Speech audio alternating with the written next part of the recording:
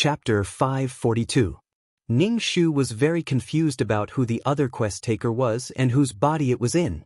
However, the most important thing now was the curse. Ning Shu asked 2333, "Is there really no way to break it?" "No, this curse is a one-time use item. However, the person who is cursed will definitely die. Therefore, your quest will fail." 2333 sounded very helpless. "Fortunately, you exchanged for the amulet. This amulet can save your life." Damn it, she was not satisfied. "Let's leave this quest world."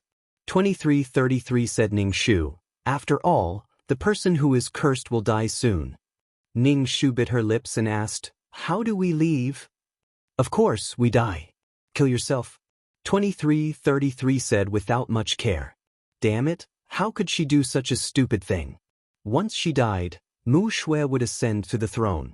Moreover, it would be a man ascending to the throne. What was the difference between this and the original plot? Ning Shu shook her head. Even if she failed the quest, she had to endure it. She did not know who the other quest taker was, but she had to do something even if she had to die. "I want you to die for your own good. The person who is cursed will suffer a lot. Every day, they will feel like thousands of ants are drilling into their heart.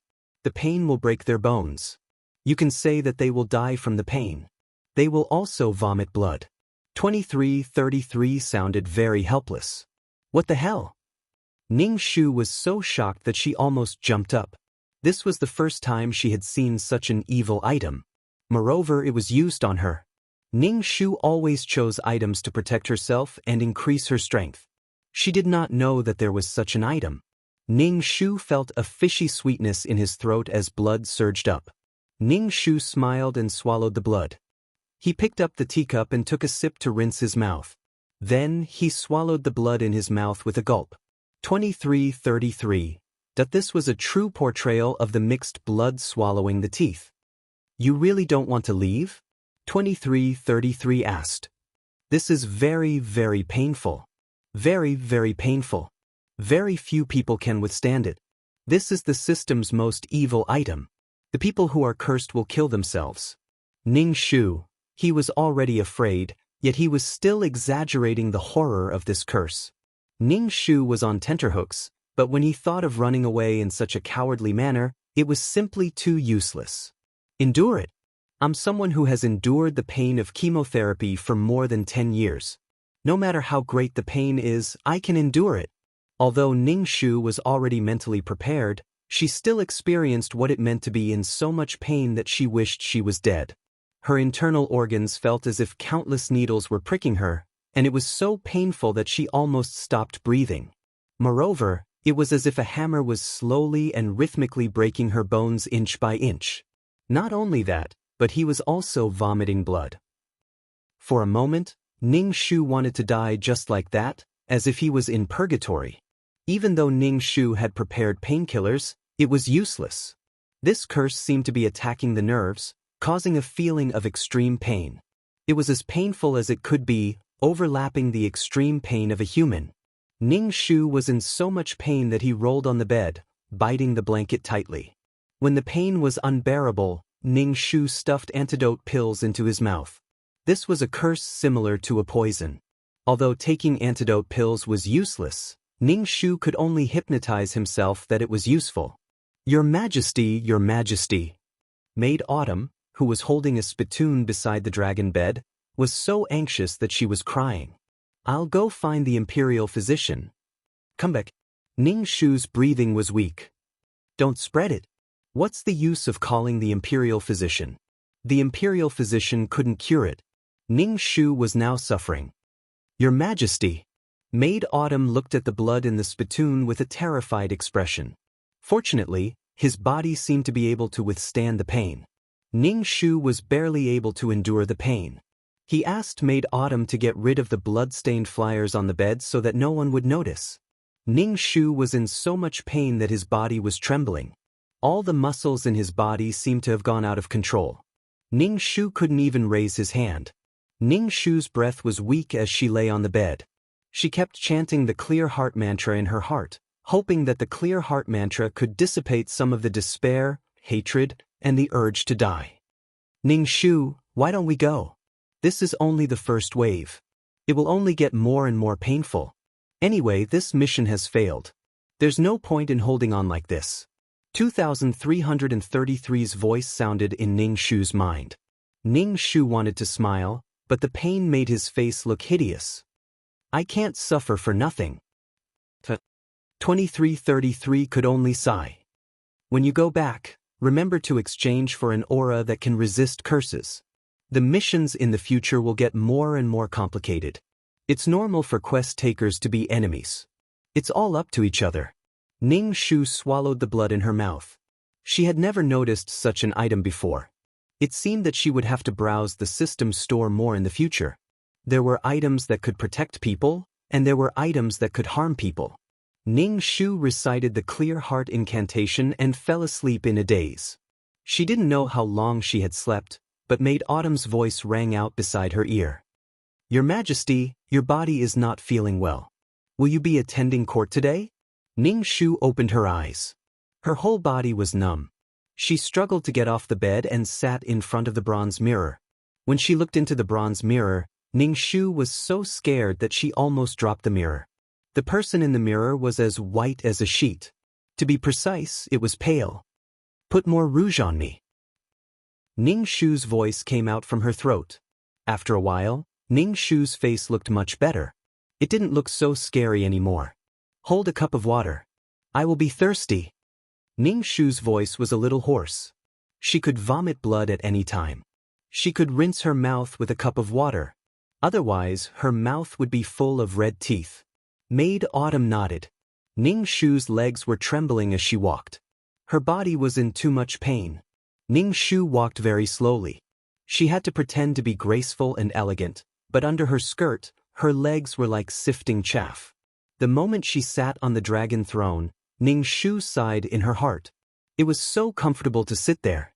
If you have something to report, court is dismissed. Maid Autumn immediately shouted. Her voice was especially sharp today, like a cuckoo crying blood. Mu Yao was the first to speak. Imperial Mother, there's still a few days before the day of my wedding. Imperial Mother must attend my wedding, and I still have to kowtow to you. Ning Shu was just about to speak when his throat heated up.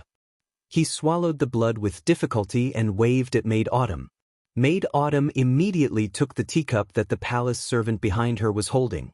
Ning Shu gulped down the tea before saying to Mu Yao, "We'll see when the time comes." Mu Yao wasn't disappointed.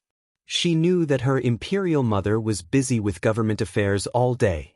Imperial Mother, you don't look very well. Are you feeling unwell? Crown Princess Mu Shui asked Ning Shu. Ning Shu looked at Mu Shui and said, I'm feeling a little unwell, but it's an old illness. Chapter 543. Mu Shui's eyes scanned his face inch by inch. She then lowered her head, not daring to look directly at his face. Mother Empress, you've seen the imperial physician. Don't bear with it if you're not feeling well. Ning Shu's expression was very cold. Why should I bear with it? Why should I bear with it? Mu Shui frowned, then said respectfully, I'm just worried about Mother Empress's health. If Mother Empress thinks it's fine, then it's fine. Ning Shu heard Mu Shui's words. As long as you're happy, it's fine. Ning Shu was already very lucky to be able to not reveal anything in front of so many people. He directly said that the court was dismissed and turned to leave. Back in the palace, Ning Shu fell onto the dragon bed. He felt as if countless knives were scraping his bones. It was so painful that Ning Shu's consciousness blurred. Ning Shu silently chanted the clear heart mantra. Since he couldn't cure the pain, he could only hypnotize himself. Damn bastard, I won't let you go. When I find out who you are, I'll make a big deal out of it. If you want to kill someone, just give them a stab. Why do you have to torture them? Ning Shu glanced at Official Chiu, who was standing next to him with an incomparably worried expression. Official Chiu was the person she usually interacted with the most. If it really was Official Chiu, Ning Shu felt that her acting skills were simply out of the universe. Ning Shu could feel Official Chiu's loyalty to him, but he couldn't say for sure. There was also Lu Chongqing. He spent more time with Lu Chongqing. He even slept in Phoenix Perch Hall for a night. He didn't know anything after he fell asleep. Lu Changqing was on the list of suspects. Fourth imperial daughter Mu Yao should be a cute girl. A person's eyes couldn't lie.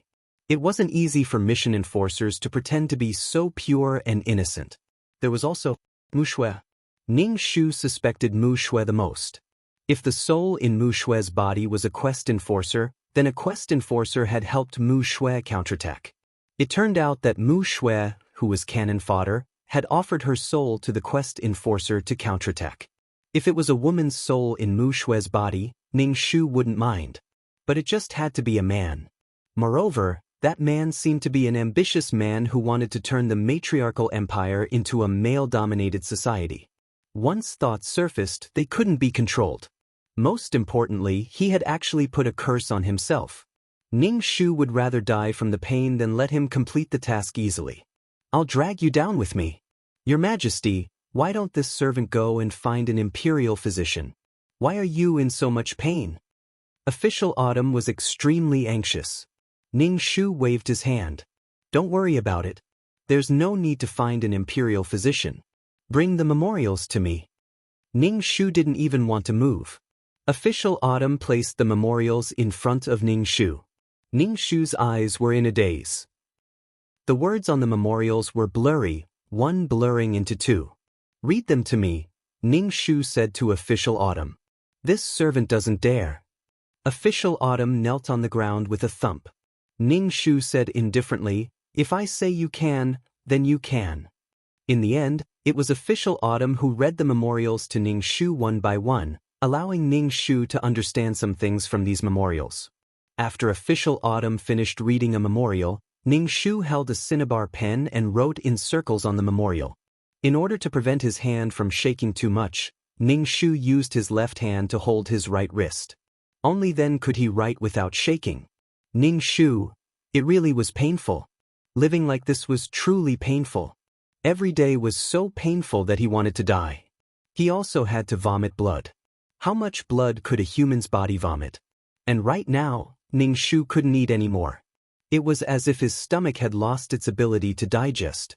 Eating would make his body feel even more pain. Even if he didn't die of pain, he would die of hunger. Fortunately, Ning Shu had exchanged for a fasting pill beforehand. Eating one would turn into energy that his body needed. There was no need to digest it, and he could go a long time without eating. Every time he ate, Ning Shu would pretend to eat something. Eating these things was also a burden on his body. The person who had cursed him was really ruthless. Ning Shu felt like every day was like a year. Every second was so painful and unbearable. He felt like he was in hell.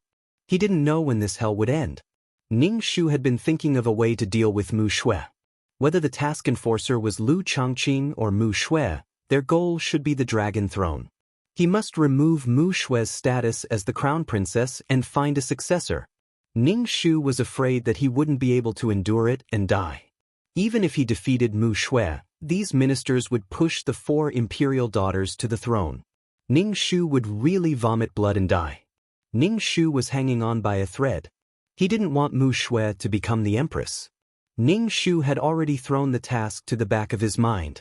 In any case, this body would die soon. If the task enforcer's body died, her task would also fail. This body would be tortured by endless pain until it collapsed.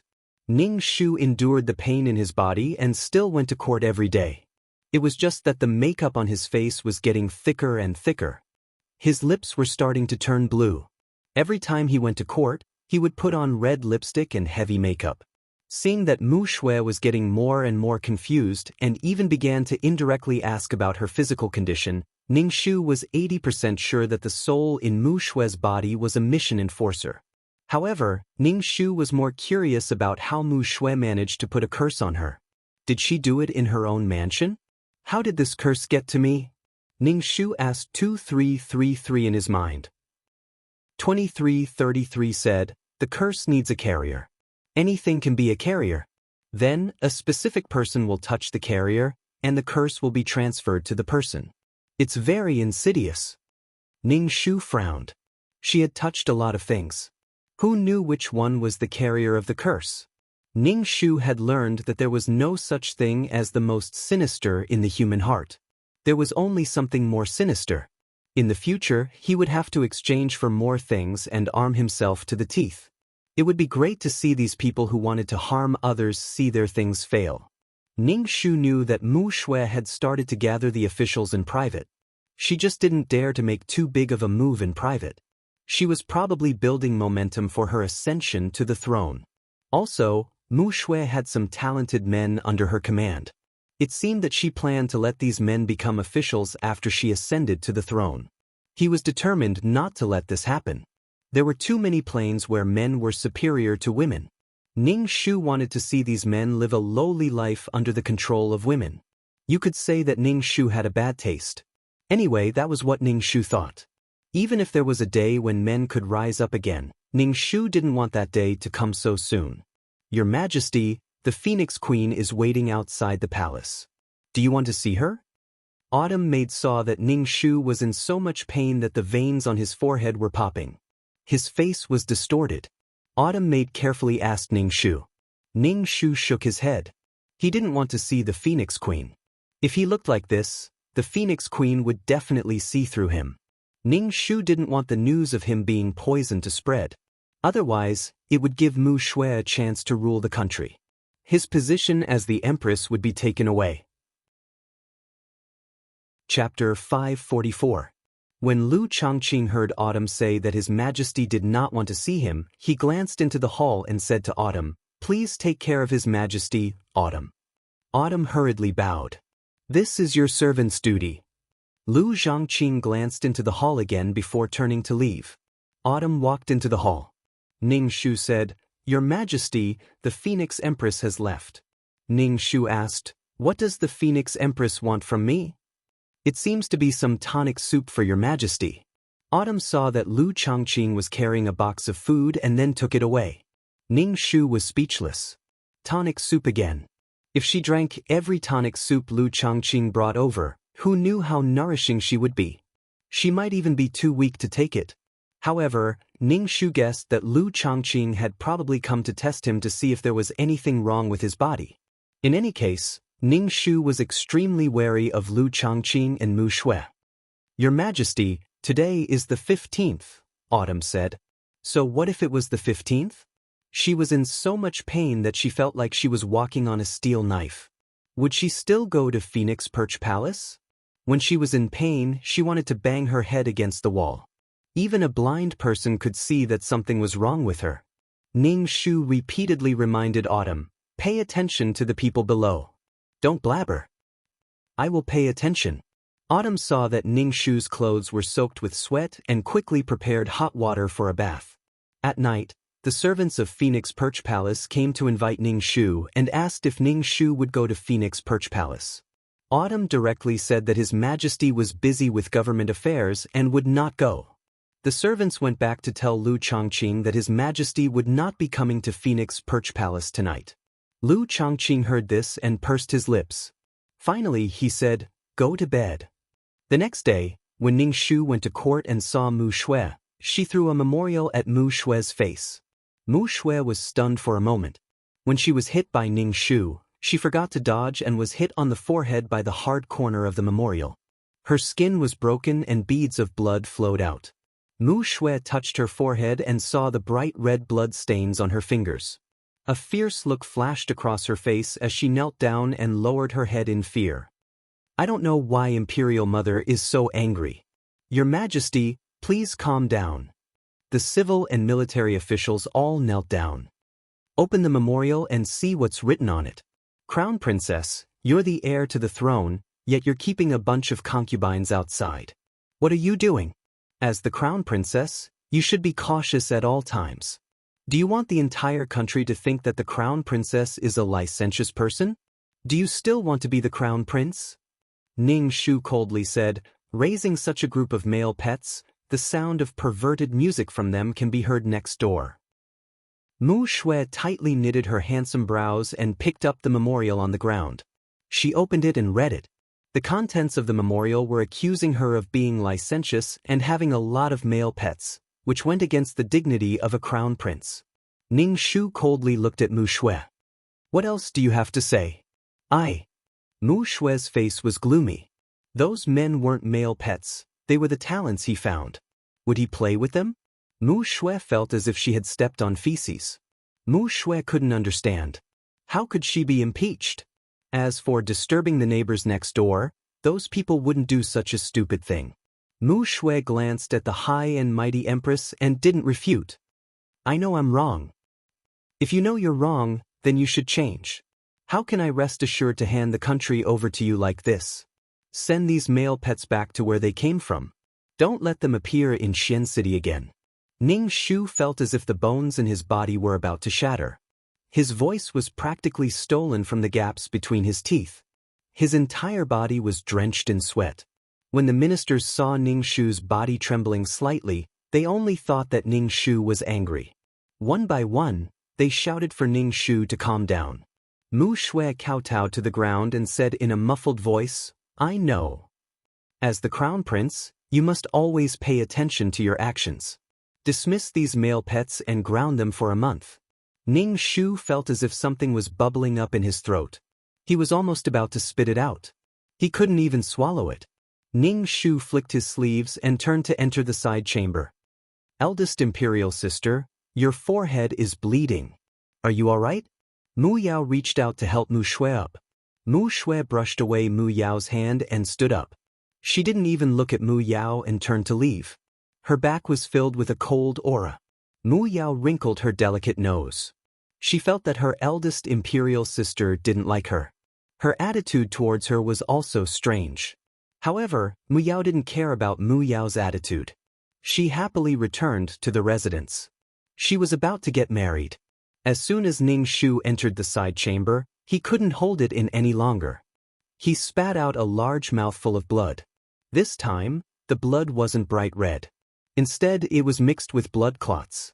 It looked a bit like fragments of his internal organs. Ning Shu felt that he wouldn't be able to hold on for much longer. Your Majesty, should we call for an imperial physician? You won't be able to take it if you keep spitting out blood like this. Autumn official looked at the blood on the obsidian floor and spoke in a trembling voice. Ning Shu waved his hand. He lay on the couch and was barely breathing. Autumn official personally fetched water. She squatted on the ground and used a rag to wipe the blood on the floor. Her eyes were red. Ning Shu found it funny when he saw her like this. Why are you crying? This servant's heart aches for your Majesty. Autumn official wiped the floor vigorously. Ning Shu was quite happy. At least today, he got rid of the talent that Mu Shue had painstakingly searched for. Mu Shue had people in the imperial court. Could it be that he, the empress, didn't have people in the imperial court? If he wanted to impeach her, wouldn't it be a matter of minutes? The most important thing now was to find an heir. Ning Shu called back the hidden guards that had been sent to investigate the second and third imperial princesses. He carefully asked what was so special about these two people. Ning Shu didn't expect them to have any great talents. He only hoped that they could inherit the country of Xian. Several hidden guards told Ning Shu what they had observed. Ning Shu summarized. In short, the two imperial princesses were mediocre. They were really mediocre. If they were hiding it, they wouldn't show it at all. If they wanted to pretend to be a pig to eat a tiger, they might become a pig in the end. As an emperor, not only did he need to be patient, he also needed to have the aura of a ruler. Occasionally, he needed to play open schemes and attack openly. The three imperial princesses had a fatal flaw, which was that they were too lecherous. Every night, they would recruit more than 2 male pets. They liked to play with excitement. They were too greedy for pleasure in bed. It was easy to listen to pillow talk and be seduced by beauty. Ning Shu's head hurt from thinking about it. In short, even with Ning Shu's not very bright brain, he knew that these two were not the best candidates for the throne. The original owner, Mu Nikhang, also didn't choose these two people. Instead, she gave the throne to Mu Yao. So now, where was she going to find an heir? There were only 4 adult imperial princesses. In the imperial harem, there were still baby girls who wore pants. Ning Shu's brain was kicked by a donkey. He wouldn't choose a baby girl. Wasn't this giving the ministers a chance to control the imperial court? A baby girl could fight against those adult imperial princesses. Ning Shu sighed in his heart.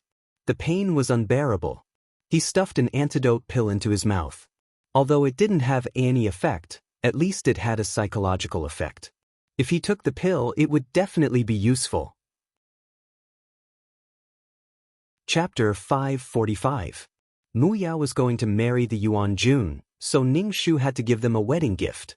Ning Shu said to Autumn Official, who was wiping the floor, "What good things do I have in my warehouse? Let me see what gift I should give to the fourth princess." Autumn Official took the booklet. Ning Shu said, "Your Majesty, everything in the warehouse is recorded in the booklet." "Read it," Ning Shu said with his eyes closed. Autumn Official read the rare jewels in the booklet. When Ning Shu heard about the dragon pearl, he was stunned. "Dragon pearl? What dragon pearl? Let me see." "Yes." Autumn Official immediately asked someone to bring the dragon pearl over. The dragon pearl in Autumn Official's mouth was the size of a baby's fist. It was lustrous and snow-white, like a big pearl. Ning Shu took the dragon pearl and sniffed it. It had a fishy smell, and he could even hear the sound of the tide when he placed it beside his ear. Ning Shu was a little surprised. This couldn't really be a dragon pearl, right? "Your Majesty, this is a dragon pearl given to you by a wandering immortal. He said it can prolong your life." Autumn Official saw that Ning Shu was interested in this dragon pearl and hurriedly said, "Dragon pearl?" Ning Shu recalled what he had read in the book. This thing should be the inner core of a high-level creature. How could it be here? Ning Shu put away this thing and ordered a lot of rare jewels to send to the fourth princess's residence. Ning Shu had difficulty walking now, so he naturally wouldn't attend Mu Yao's wedding. What if he couldn't control himself and vomited blood again? However, an accident happened the day before the wedding. The Yuan Jun went missing, and no one knew where she went. Even the Yuan family didn't know where she went. When Ning Shu found out about this, the first thing that came to his mind was Mu Shui. This was done by Mu Shui. She was already grounded, yet she still did such a thing. It was probably because her people were driven out of Xian City by Ning Shu. She was so angry that she did such a disgusting thing. Even if Mu Shui wasn't the one who did it, Ning Shu planned to pin the blame on her. After Yuan Jun went missing, Mu Yao was so anxious that she cried. The damage to a woman's reputation when a man went missing was really too great, just like how the feudal society was harsh on a woman's reputation. The female supreme country's requirements for men had also reached a harsh level. Ning Shu sent out guards to look for Yuan Jun, but they couldn't find her. Moreover, after one night, Yuan Jun's reputation had been ruined. The wedding was naturally postponed indefinitely. Mu Yao ran into the palace and kowtowed to Ning Shu. "Imperial Mother, you must help me find Mother."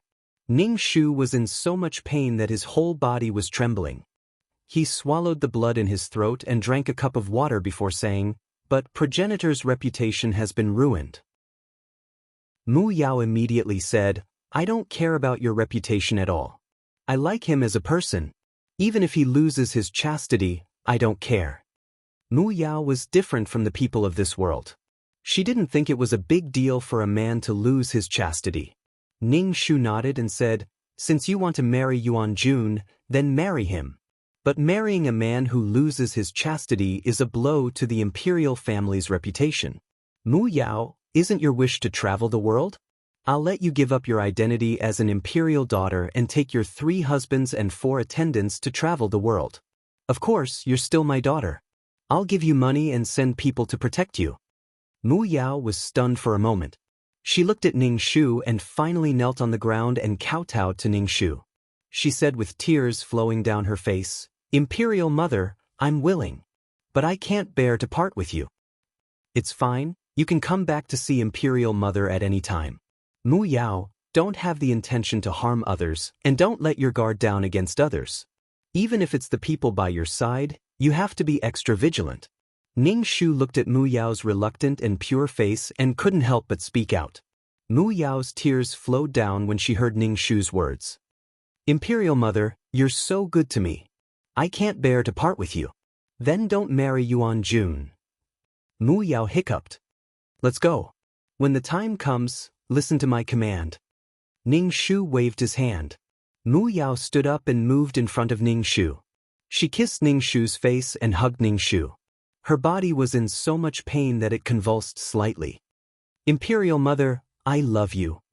Ning Shu grinned. It's fine as long as you're happy. As soon as Mu Yao left, Ning Shu couldn't help but vomit a mouthful of blood. There were more blood clots than the last time. Ning Shu suspected that his lungs were already riddled with holes. The imperial bodyguard that Ning Shu sent out found Yuan Jun. They found her in a small brothel in Xian City. Yuan Jun was treated as a male prostitute and was molested by several women. The Prime Minister's son, Yuan Jun, had already lost her chastity. Moreover, Yuan Jun should be married to the fourth princess. It was simply a big scandal in Xian City. Yuan Jun, who was found, was disheartened and planned to commit suicide. However, she was saved by someone. Mu Yao ran in front of Yuan Jun and said that she wanted to marry Yuan Jun no matter what. She didn't care about her chastity at all. In such a situation, Mu Yao could still marry Yuan Jun. Yuan family was naturally endlessly grateful. The marriage was held as usual.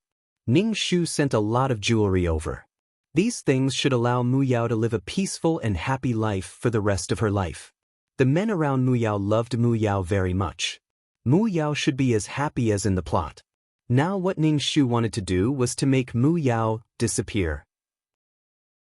Mu Yao, the fourth princess of the imperial family, would disappear from the imperial family's genealogy. Naturally, she wouldn't have the right to inherit. People like Mu Yao living in the complicated imperial family would be very miserable. She couldn't play with these people. Your Majesty, the Empress Phoenix is here. Autumn Maid looked at Ning Shu's ashen face. The Empress Phoenix said that she hasn't seen Your Majesty for a long time. She's worried about Your Majesty. Ning Shu nodded. Put on Zhen's makeup. Now, Ning Shu was facing a problem. That was, she didn't leave her bedchamber. This made Lu Chongqing feel that something was wrong. He felt that Lu Chongqing was here to verify something. After Autumn Maid finished putting on the makeup, Ning Shu ate another antidote pill. He kept chanting the clear heart incantation in his heart. Let him in. Ning Shu sat in front of the table and flipped open the memorial. Before he saw Lu Chongqing's figure, he first heard the sound of the xiangfei bamboo on his body colliding with the jade pendant. Ning Shu raised his head and saw Lu Chongqing dressed in ivory white brocade clothes. He walked at a pace that was neither fast nor slow. He was very elegant. Lu Chongqing bowed to Ning Shu. Your Majesty, are you not feeling well? I haven't been to the imperial harem for a long time. Ning Shu said with a tired expression, recently, I've been very tired. I really don't have the strength to do anything. Lu Chongqing furrowed his brows. His cold voice was filled with concern. Your Majesty, have you seen an imperial physician? Your Majesty should go out of the palace more often. It's easy for one's mind to become tired if you're always in the palace reading memorials and dealing with government affairs. Ning Shu, walk my ass. For her, walking right now was like going to hell. Facing Lu Chongqing's concerned gaze, Ning Shu did his best to curl the corners of his lips. He said, many thanks for the Empress Phoenix's concern. I will go out more often in the future. Lu Chongqing walked to the table and reached out to hold Ning Shu's hand, which was in so much pain that the veins were popping out. He said, Your Majesty, nothing is more important than your body. Chongqing hopes that Your Majesty will be in good health. Ning Shu smiled. I will take good care of my body. The Empress Phoenix must also take good care of her body. Chapter 546. Ning Shu's hair stood on end when Lu Zhongqing held his hand. There was a metallic taste in his throat. He hurriedly pulled his hand away and picked up the teacup to drink. Lu Zhongqing saw that Ning Shu's hand was trembling as he held the teacup. A worried expression appeared on his cold face. Your Majesty, what's wrong? As he spoke, he held Ning Shu's hand again. Your Majesty, you're not feeling well. Why are your hands so cold and trembling? Ning Shu was speechless. Fuck, talk properly. Can you not shake hands? Ning Shu's face trembled. He curled his lips and said, This is because I'm hungry. I'm so hungry that I'm trembling. A faint smile appeared on Lu Zhongqing's face. It was incomparably elegant. Ning Shu asked, "What does your majesty want to eat?" Ning Shu frowned. What was Lu Zhongqing doing? Let's just have soup. Phoenix Empress, you personally made it. Ning Shu only wanted Lu Zhongqing to leave quickly. Her entire body was in so much pain that it was spasming. Lu Zhongqing released Ning Shu's hand and nodded. Ning Shu bowed and left. After taking 2 steps, he turned his head and said to Ning Shu, "Your Majesty, I hope that your Majesty can handle the matter of the Crown Princess carefully. Do not hurt the relationship between mother and daughter. No matter how things develop in the end, I hope that your Majesty and the Crown Princess will be well." Ning Shu finally understood that Lu Zhongqing had come because of Mu Shui. Because of the issue of the male pets, Mu Shui had been grounded for a month. Lu Zhongqing had come to plead for leniency, but his attitude didn't seem like one. What was with his disappointed expression? Ning Shu's face stiffened. He said coldly, "I had high hopes for her, but what she did really disappointed me. Her behavior was so unrestrained that the imperial censors caught her and openly raised a group of male pets. How would the people of the world view this? Have her properly reflect on her actions." Lu Zhongqing only looked at Ning Shu with a cold expression. He didn't argue for the crown princess. It seemed that he didn't care about Ning Shu's anger. "Zhongting, go make soup for your majesty." As soon as Lu Zhongqing left, Ning Shu bent over and vomited a lot of blood. Looking at the black blood clots in the blood, Ning Shu could imagine how terrible his body must be. Ning Shu sent the imperial secret guards to assassinate Mu Shui, intending to kill her directly. Once she was dead, everything would be over. If he really couldn't find a suitable candidate for the throne, he would directly give the throne to the mediocre second daughter. She really didn't have much time left. When it was time for dinner, the palace servants of Phoenix Perch Hall brought over the soup that Lu Zhongqing had made. The palace servants took the tonic soup out of the food box. Ning Shu smelled a rich fragrance. He could tell at a glance that the soup had been simmering for a long time. Ning Shu still did not drink the soup. He had always been wary of Lu Zhongqing, the Phoenix Empress. Ning Shu had always been wary of her. Ning Shu didn't know if Lu Zhongqing had noticed something. He couldn't guarantee that he was exactly the same as Mu Nishang, so he could only avoid interacting with Lu Zhongqing. What disappointed Ning Shu was that the imperial secret guards he sent out had all returned. A few of them had even been killed. Those who returned were also covered in scars. The imperial secret guards told Ning Shu that the crown princess's residence was heavily guarded, and that the crown princess herself was not weak. Those who were captured alive by the crown princess could only bite open their poison sacs and commit suicide. Ning Shu's heart sank.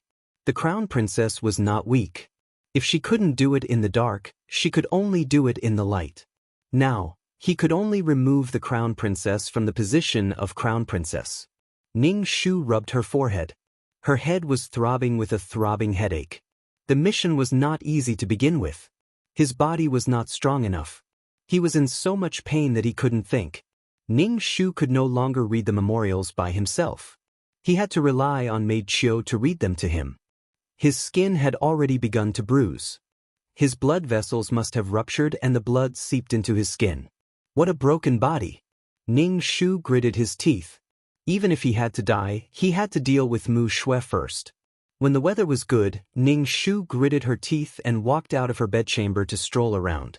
Because she always stayed in her bedchamber, there were already rumors that the Empress's body was on the verge of collapsing. Ning Shu could only drag his broken body around the palace. Everywhere he went, Ning Shu would praise the beauty of the flower. He would also say that the koi was fat and strong. He always wanted to make a scene. He wanted to tell everyone that the Empress was fine. The pain made Ning Shu's body weak. He placed his hand on Maid Chiu's hand. Most of the pressure was on Maid Chiu. "You must be tired, Your Majesty.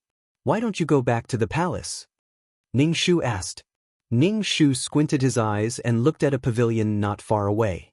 He asked Maid Chiu, "Who is in that pavilion?" Maid Chiu looked and said, "That is the Phoenix Queen. I don't know who the other person is." "Let's go take a look." There were still people in the palace that Maid Chiu did not know. Ning Shu walked closer and saw that Lu Zhongqing was talking to an 11 or 12-year-old girl. The girl was wearing plain clothes and had a stubborn look on her face. She had a fierce and rebellious aura. "My Majesty." When Lu Chongqing saw Ning Shu, his face flashed with shock. The girl looked at Ning Shu. Her eyes were full of hatred. She looked scared and alert. She clenched her fists and slowly backed away. Ning Shu looked at the girl and asked Lu Chongqing, "Who is this child?" Lu Chongqing's face flashed strangely. He said, "This is Wen Guizhun's daughter. After Wen Guizhun passed away, this child has been in the cold palace." Mu Nishang had no recollection of this. When Guizhun had been sent to the cold palace by Mu Nishang, he did not expect to have such a big child. "What is her name?" Ning Shu asked the girl. The girl looked at Ning Shu. Her face was full of sarcasm. She did not say a word. She was very cynical. "My Majesty, she has no name," Lu Chongqing said. "She is not recorded in the royal family tree." Ning Shu nodded. His face was expressionless. Ning Shu's words seemed to provoke the girl. Her face became full of sarcasm and hatred. She was like a little wolf.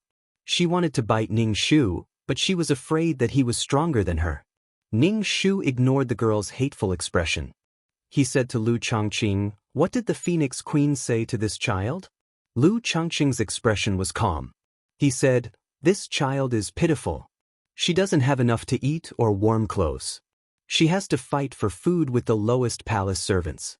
Chongqing feels sorry for her." Ning Shu heard these words. He was still expressionless.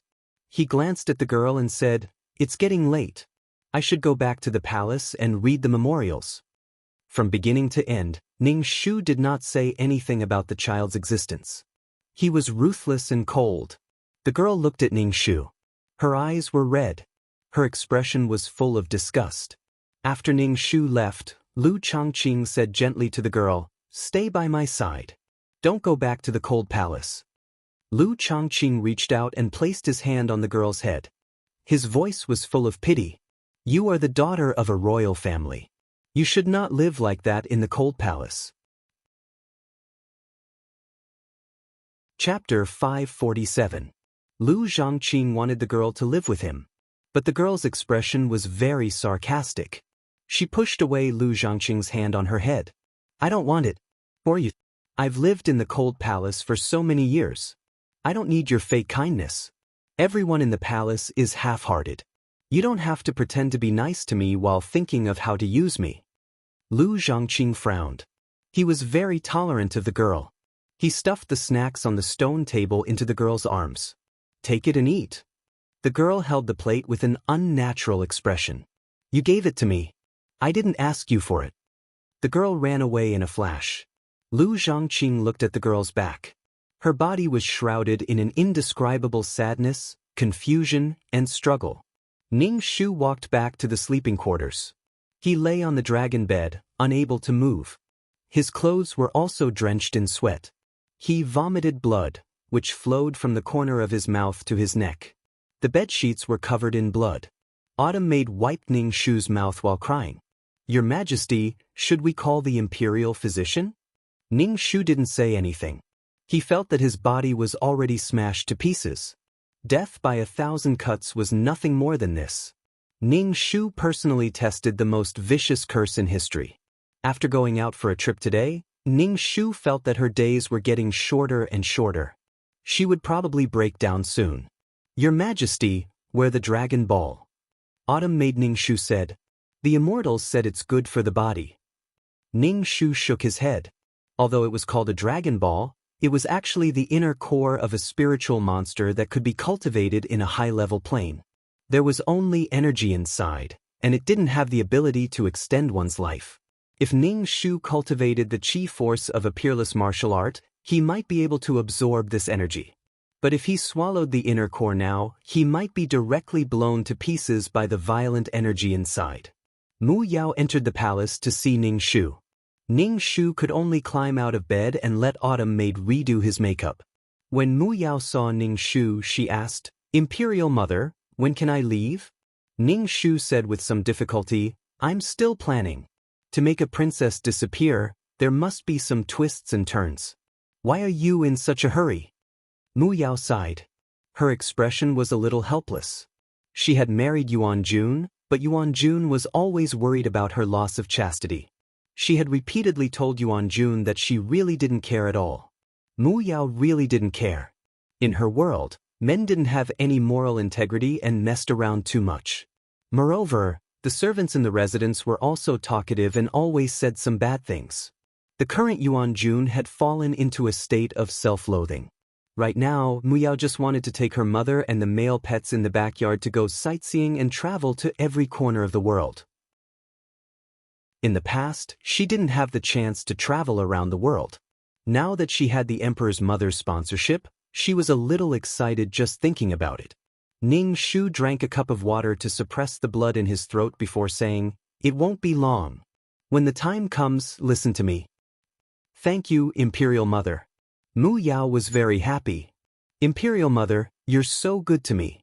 Mu Yao hugged Ning Shu tightly to express the excitement in her heart. "Imperial Mother, Ning Shu, fuck." So painful. As soon as Mu Yao left, Ning Shu vomited a mouthful of blood. Fuck, he got used to it after vomiting for a while.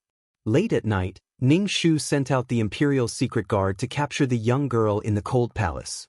Ning Shu sat on a chair and silently chanted the Clear Heart incantation. After a while, he opened his eyes and saw the young girl's mouth was covered by the secret guard. When she met Ning Shu's gaze, the young girl's eyes immediately became resentful. She directly bit the secret guard's hand that was covering her mouth. Without Ning Shu's order, the secret guard endured the pain in his hand. Ning Shu waved his hand to dismiss the secret guard. The secret guard let go of the young girl's mouth. The young girl's lips were stained with blood. It was obvious that she had bitten the secret guard's hand. "From today onwards, you will be called Mu Qing," Ning Shu said. The young girl bared her teeth, which were dyed red with blood. Her expression was mocking. "May I ask what Her Majesty means by this?" Ning Shu glanced at her indifferently. "Don't you even know basic etiquette? Slap her." Autumn Maid walked over to slap her, but the young girl, no, she was now called Mu Qing, pushed her to the ground. Autumn Maid fell to the ground. Mu Qing stood not far away and looked at Ning Shu provocatively with her arms crossed. She looked very smug, as if she had won against Ning Shu. Ning Shu didn't get angry. He only frowned.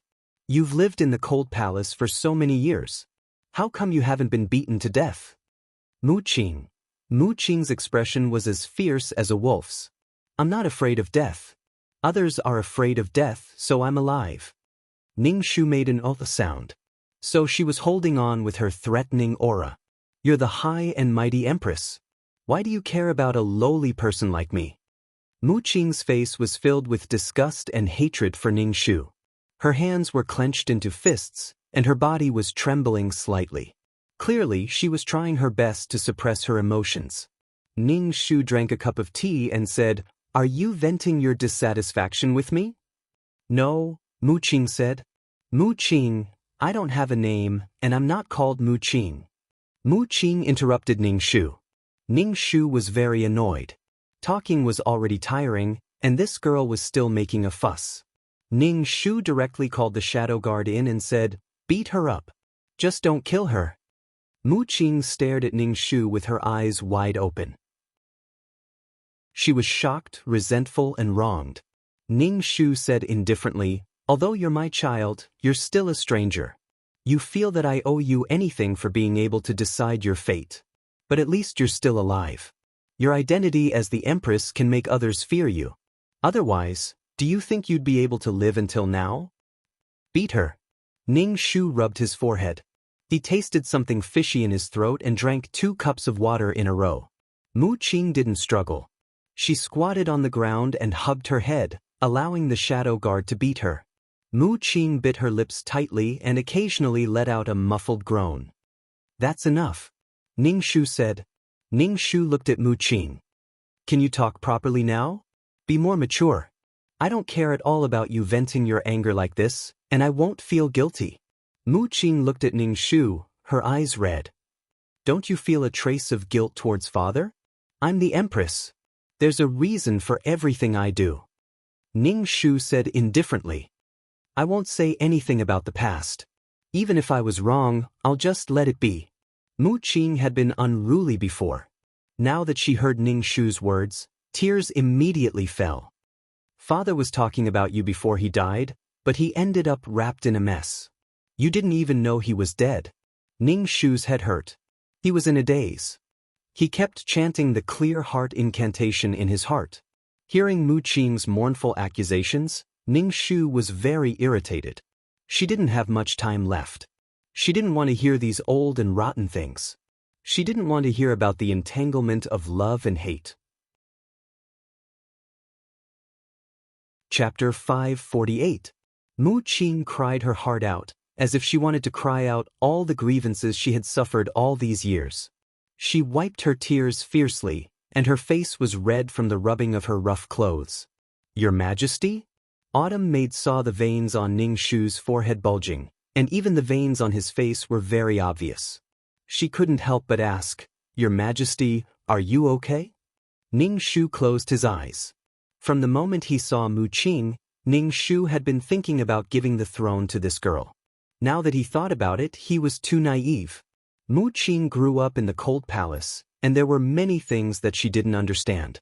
She didn't have anything that a ruler of a country should have. It was better to give the throne to a mediocre princess. Mu Qing wiped her tears, looked at Ning Shu, and said, Why are you looking for me?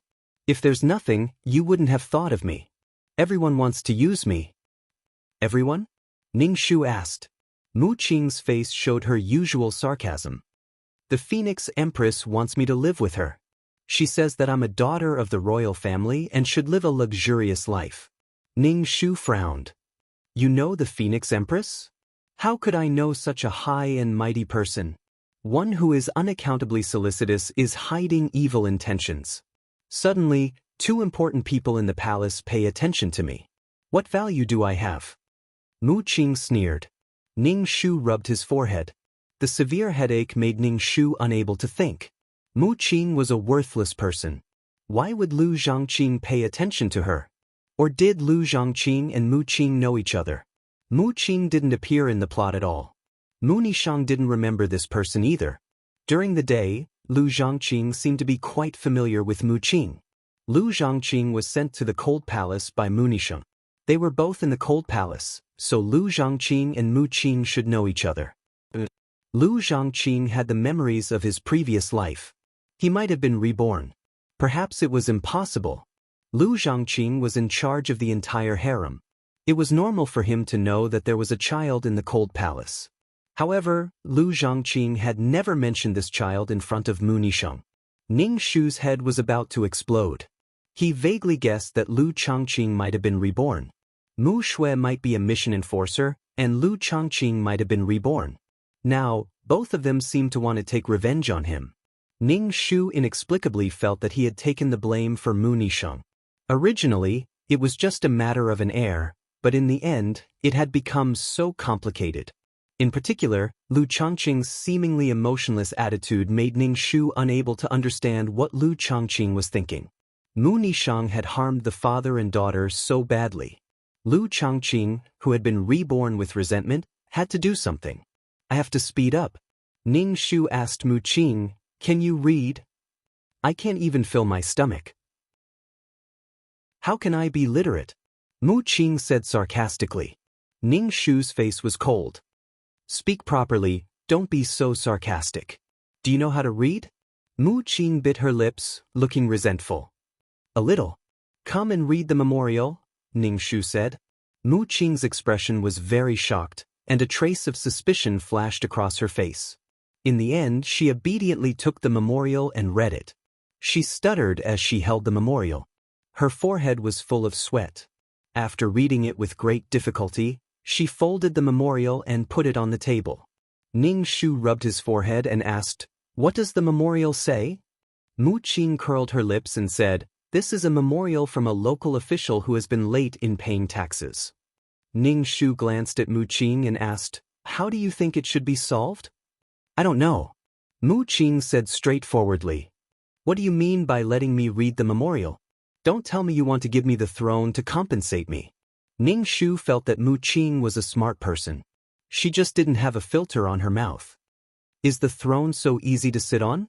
Ning Shu called a secret guard and brought Mu Qing back to the cold palace. Before leaving, Mu Qing's expression was full of confusion. She didn't know what Ning Shu meant by this. Ning Shu sent a few secret guards to monitor Mu Qing's every move. He wanted to see what kind of attitude Mu Qing had after this incident and if there were any changes in her behavior. After Mu Qing left, Ning Shu lay on the bed with the help of Maid Qiu. He was thinking about Lu Changqing, Mu Shui, and Mu Yao. There were too many things that needed to be solved. The pain in his body made Ning Shu unable to sleep all night. It was as if there were steel needles stabbing his brain. The next day, Ning Shu came back from the morning court with difficulty and saw Lu Changqing waiting at the door of the sleeping palace. Ning Shu was in so much pain that he didn't have any strength left. He didn't want to talk to Lu Changqing at all. Lu Changqing carried the food box and walked in front of Ning Shu. He was a head taller than Ning Shu. Lu Changqing sighed. "Your Majesty." Ning Shu, "Phoenix Queen, what's the matter?" Ning Shu asked Lu Changqing. Lu Changqing had a faint smile on his face. Under the morning light, a warm halo spread out, causing his cold face to have some warmth. "Changqing is here to deliver a tonic soup for Your Majesty. Your Majesty's body needs to be nursed back to health." "Why is it soup again?" Ning Shu was simply drunk. Ning Shu's lips twitched. He stared at Lu Changqing without blinking. He wondered if Lu Changqing had been reborn. "Why is Your Majesty looking at Changqing like that?" Lu Changqing asked indifferently. Ning Shu originally wanted to smile, but his face was stiff and spasming. He could only say expressionlessly, "The Phoenix Queen is as elegant as when she was young." Lu Changqing didn't deny it. He brought the tonic soup to Ning Shu and said, "Your Majesty, drink the soup. It'll be greasy when it gets cold." Ning Shu shook his head and said, "Phoenix Queen, I don't want to drink such oily soup this early in the morning." Lu Changqing pursed his lips. In the end, he revealed a bitter smile. "Since Your Majesty doesn't want to drink, then Changqing will drink it." Lu Changqing drank half a bowl of soup in front of Ning Shu. Ning Shu raised his eyebrows. What did Lu Changqing mean? Was he telling him that the soup he sent wasn't poisonous? Lu Changqing sighed. Ning Shu said, "Your Majesty, Changqing can see that Your Majesty's body isn't in good condition right now. Changqing only hopes for Your Majesty's health." Ning Shu drank a cup of water and suppressed the blood in his throat. "Thank you for your concern, Phoenix Queen. I just don't feel well. It's an old illness." Lu Changqing pursed his lips. After a while, he said, "Your Majesty, do you still eat pills?" Ning Shu didn't mind and nodded. "Of course. If I don't eat, I won't have the energy. There are so many political matters to deal with. Eating pills can make me feel better." Lu Changqing reached out his slender hand and wrapped it around Ning Shu's hand. Ning Shu faintly smelled his elegant scent. "Ning Shu, fuck, can you not shake hands? Can't you talk nicely?" Ning Shu could feel how stiff his hand was. The pain made his muscles extremely stiff. His pair of hands didn't have the smoothness and softness that a woman should have. But this Lu Changqing was still holding his hand. Chapter 549. Lu Changqing lowered his head to look at Ning Shu's hand. The veins were bulging and the joints were protruding. Ning Shu pulled his hand back and tucked it into his long sleeve. Lu Changqing looked at Ning Shu, his eyes rippling with light. He said, "Your Majesty, please drink some soup." Ning Shu was speechless. Soup, there was no end to this. He was speechless. Lu Changqing moved the bowl to Ning Shu's mouth. It looked like he was forcing Ning Shu to drink the soup. Ning Shu symbolically drank a mouthful. Lu Changqing then said, "Your Majesty, drink some more." Ning Shu furrowed his brows tightly and shook his head. "I don't want to drink anymore." Drinking into the stomach was a burden on the body. Lu Changqing pursed his lips and put down the bowl. He took Ning Shu's hand and lowered his head to look at Ning Shu's unsightly hands. "Your Majesty, your body really needs to be nursed. Pills will only empty your body." Ning Shu grunted. The two sank into silence again. Lu Zhongqing turned to the side and picked up the food box. Ning Shu said, "Your Majesty, Zhongqing will leave first." Ning Shu grunted again. Lu Zhongqing's body paused for a moment before he finally left unhurriedly. As soon as Lu Zhongqing left, Ning Shu immediately leaned against a pillar. Holy shit, his legs were so weak that they couldn't stop shaking. "Your Majesty, Your Majesty." Autumn Maid hurriedly walked into the palace. Because she was in too much of a hurry, she tripped over the door sill. She said to Ning Shu, "Her Majesty Huang Xinu has left." Ning Shu suddenly spat out a mouthful of blood. Autumn Maid hurriedly supported Ning Shu's stumbling body. Ning Shu wiped the blood from the corner of his mouth. "What happened to Her Majesty Huang Xinu?" "Her Majesty Huang Xinu has left," Autumn Maid said sharply. "Nonsense, Old Fourth was still here when the morning court was held," Ning Shu said fiercely. "What's going on?" "The Crown Princess and the fourth imperial daughter have gotten into an argument. I'm not sure what the exact reason is. The Crown Princess is in front of the palace right now." Maid Autumn came over to support Ning Shu. "Find a palanquin," Ning Shu said. Ning Shu sat in a palanquin as he was carried into the imperial palace. Mu Shui was kneeling on the ground while Mu Yao was lying on a stretcher covered with a white cloth. Beside the stretcher was a man in sky-blue clothes. The surrounding ministers were discussing spiritedly. Since such a big thing had happened, these ministers naturally had to come. Ning Shu endured the intense pain in his entire body as he walked over and lifted the white cloth, revealing Mu Yao's deathly pale face, and the clothes around her neck were stained with bloodstains. Imperial physician, come take a look at Old Fourth." Ning Shu shouted at the top of his lungs. Blood surged up from his throat, but it was forcefully swallowed by Ning Shu. The imperial physician hurriedly examined Mu Yao and felt her pulse. After examining her pupils, he knelt and said to Ning Shu, "Her Majesty Huang Xinu has indeed passed away." The back of her head was struck by a great force. Ning Shu staggered twice as he stared fixedly at Mu Yao, who was on the stretcher, and he said with a hoarse voice, "What exactly happened?"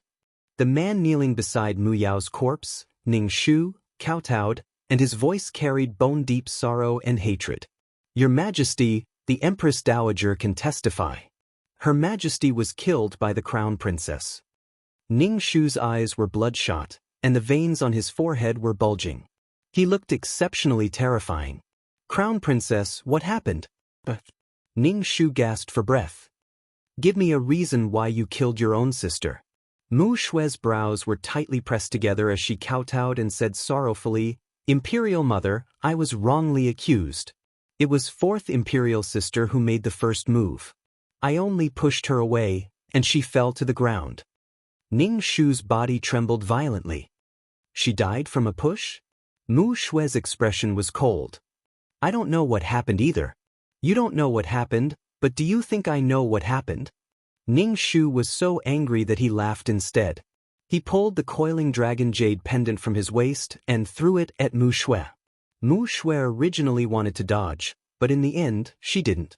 The jade pendant smashed into her brow bone, instantly causing it to swell. The jade pendant fell to the ground and shattered into pieces. "You were under house arrest, so why did you run to Old Fourth's residence?" Ning Shu's eyes fiercely scraped at Mu Shui. "I told you to reflect on your actions, but you disobeyed the imperial decree. Crown Princess, you are simply lawless. Do you want to take my throne now?" Mu Shui repeatedly kowtowed and fearfully said, "I don't dare. I don't have such intentions." Mu Shui took a deep breath. Seeing Ning Shu looking at her with vigilance and disgust, she hurriedly kowtowed and repeatedly said, "I was wrongly accused." Ning Shu wiped his tears and fiercely said, "As the eldest sister, as the country's heir, you don't empathize with the people, and you don't love your sisters. With your conduct, how can I hand over the country of Xian to you? What reason did you have to disobey the imperial decree and run to Old Fourth's residence when you were under house arrest?" Ning Shu was somewhat unable to stand and his body staggered. Autumn Maid hurriedly supported Ning Shu and had someone bring a chair. Mu Shui knelt on the ground with her forehead touching the ground. She didn't say anything. Nothing she said right now would be wrong. Mu Shui glanced at Ning Shu, who was sitting on the chair with the corner of her eyes. Her expression was incomparably ferocious, as if she wanted to devour someone. Mu Shui's brows slightly revealed a trace of mockery. Losing your most beloved daughter, isn't it a heart-wrenching pain? Why did you two start arguing? Crown Princess, are you mute? Ning Shu's body trembled violently. Mu Shui tightly pursed her lips. She could say that she heard that there was a dragon robe in Old Fort's residence. It was confirmed that there was a craftsman who made the dragon robe for Mu Yao, so she took the risk to go to Old Fort's residence and had her subordinates search for traces of the dragon robe. When she went to Old Fort's residence, she saw Mu Yao and Yuan Lang eating breakfast. They were even feeding each other, so Mu Shui casually said, "The two of you are really loving each other." Mu Yao's face immediately changed. She angrily said to Mu Shui, "Eldest imperial sister, what do you mean? Is it wrong for an imperial sister to be loving her husband?" Perhaps it was because Mu Shui's voice had a trace of sarcasm, but Mu Yao keenly sensed it. She made a fuss and asked Mu Shui what she meant. Mu Shui was a little impatient. She stretched out her hand and pushed Mu Yao, who was making a fuss, away. Mu Yao staggered and fell, the back of her head hitting the corner of the table. Things developed too quickly. Even Mu Shui herself didn't react. Now Mu Shui was kneeling on the cold floor. Her heart was cold. She had been schemed against. But Mu Shui calmed down in an instant. She didn't say that she was wronged. She directly said, "It was this son who pushed Mu Shui, but this son didn't want to kill fourth imperial sister. This son isn't worthy of being the crown prince. Imperial mother, please depose this son." "Your Majesty, please calm down. How can a crown prince be deposed just like that?" The ministers all knelt to plead for mercy for Mu Shui and Ning Shu. "Your Majesty, deposing the crown prince will shake the foundation of the country. Please reconsider. Her Highness, the fourth imperial sister's matter was an accident." A minister stood up and bowed to Ning Shu with a board in his hand. Ning Shu glanced at the ministers kneeling on the floor and then at Mu Shui, who was kneeling on the floor and sincerely repenting. Threatening her. Chapter 550. Mu Shui wanted Ning Shu to cripple her, but that was only to retreat in order to advance. Then the ministers would put pressure on Ning Shu. Ning Shu looked at these people and said mockingly, "It was my daughter who died. You people are just standing there and talking. Mu Shui, your sister died because of you. Don't you feel guilty?" Mu Shui kowtowed to the ground. Her voice was muffled and nasal. "I never wanted to kill fourth sister. I don't deserve to be the crown prince. I beg you, mother, to cripple me." "Your Majesty, please reconsider." The ministers immediately cried out. Ning Shu looked exhausted. In the end, he waved his hand and said, "The crown princess is to reflect on her mistakes. Without my decree, she is not to take even half a step out of her residence." "I thank you for your grace, mother." Mu Shui kowtowed again. Ning Shu looked at Mu Yao on the stretcher. "Prepare a coffin for fourth princess." Ning Shu staggered as he walked. If it wasn't for Autumn Maid supporting him, Ning Shu would have fallen to the ground. Mu Shui looked at Ning Shu's back, her eyes deep. When she returned to her chambers, she collapsed on the bed without any strength. It was a long time before she said, "Bury fourth princess as quickly as possible." Autumn Maid answered, "Yes." Because there were no ready-made coffins, Ning Shu gave Mu Nishang's imperial coffin to Mu Yao. The ministers wanted to say that this was against etiquette, but when they saw Ning Shu's red eyes filled with coldness and hostility, they didn't dare say anything. In this matter, the crown princess was in the wrong. The crown princess was only grounded, but the fourth princess was dead. It was dangerous for them to speak up for the crown princess. They didn't dare provoke Ning Shu again. Fourth princess's body was placed in the coffin as quickly as possible. The next day, they were ready to bury her. The outside world only said that Her Majesty couldn't accept fourth princess's death. She just wanted to bury her quickly. She also wanted to protect the crown princess. Late at night, white sails were hung in the main hall. There was a weak oil lamp, and the bean-sized flame flickered occasionally.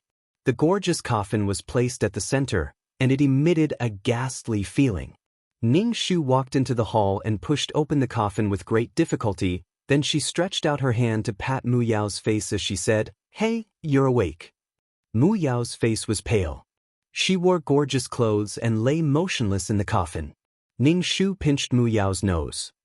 Mu Yao was at first, but in the end she couldn't hold it in. She opened her mouth to breathe. "My head." Mu Yao crawled up from the coffin with difficulty, and she rubbed the back of her head. "Imperial Mother, your son's head really hurts. Why didn't you bandage it for your son?" To die. Mu. Mu to die to be to be to die to die to be to be to die to be to die to be to be to be to be. Nail the coffin shut. Ning Shu ordered the two Mu. Ning Shu leaned against the pillar of the hall. He looked at Mu Yao, who kept touching the back of her head, and said, "Live well with Queen Mother in the future. He told me to go to the Imperial Mausoleum to guard your grave." Ning Shu felt that the current Queen Mother was different from the Queen Mother in the plot. The current Queen Mother suffered a lot of criticism because of her loss of chastity. She had to face strange looks wherever she went. No matter how much ambition he had in his heart, it was useless. Ning Shu could also see that Mu Yao's death was a blow to Queen Mother. After all, Mu Yao treated Queen Mother sincerely.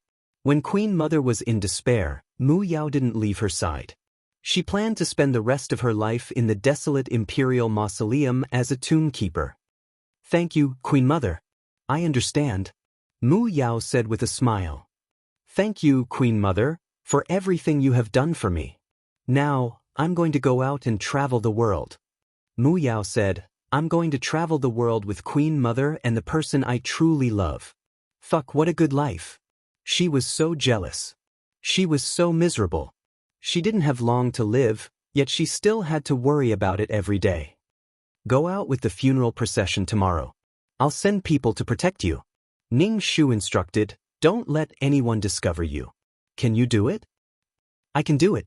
Mu Yao patted her chest and promised, "I definitely won't cause trouble for Queen Mother." Ning Shu watched as the Mu guards nailed the coffin shut. He patted Mu Yao's shoulder and turned to leave the hall. On the second day, Ning Shu looked at the long funeral procession that left the Imperial Palace, and Mu Yao was mixed in with the funeral procession. Mu Yao turned around to glance at Ning Shu, who stood high above, and she wanted to wave her hand and say goodbye. But when she considered the situation, she could only obediently follow the procession. Ning Shu breathed a sigh of relief when he saw Mu Yao leave the Imperial Palace. He sat on the sedan chair and returned to the Imperial Palace. Ning Shu didn't attend court for several days. Ning Shu didn't want to attend court in the first place, but now he found a reason. He was too sad about losing his daughter and didn't want to attend court. "I'll kill anyone who dares to attend court." This gave Ning Shu, who was struggling at death's door, a chance to rest. To Ning Shu's disappointment, this incident didn't remove the Crown Princess from the position of Crown Prince. This was clearly not enough. Moreover, the minister was so strongly opposed because Mu Yao was already dead. There was no need to sacrifice a living person for a dead person. The dead had no value. Besides, a living Mu Yao wasn't as valuable as Mu Shui. Mu Shui was grounded indefinitely by Ning Shu. Lu Chongqing didn't say anything and continued to deliver tonic soup to Ning Shu. He then held Ning Shu's ugly hand and instructed, "Your Majesty, you need to recuperate." Ning Shu was speechless. In any case, Ning Shu couldn't figure out what Lu Chongqing was up to.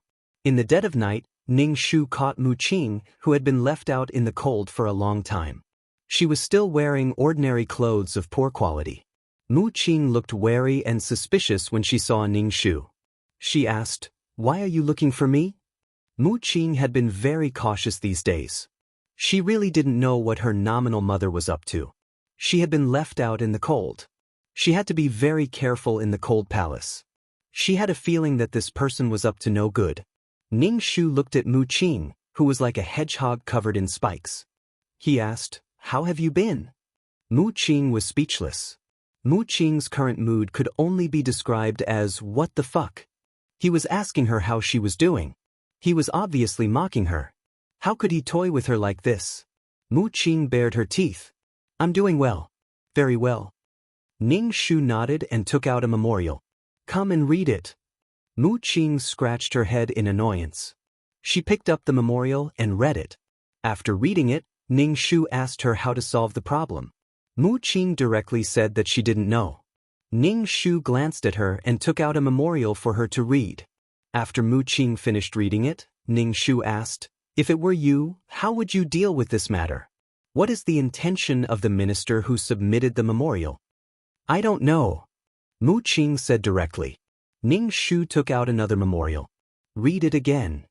Mu Qing could tell that if she didn't give a solution tonight, she would keep reading the memorial. Old Witch.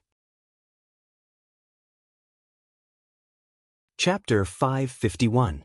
Ning Shu would only see Mu Qing at night and bring her back to the cold palace when the sun was about to rise. He didn't care how Mu Qing lived her life. He didn't care if she had enough to eat in the cold palace or not. In fact, Mu Qing was a very smart person. She had her own way of surviving in the cold palace. Mu Qing didn't dare to talk about this. She didn't dare to say that the empress made her read memorials every night and taught her how to rule the country.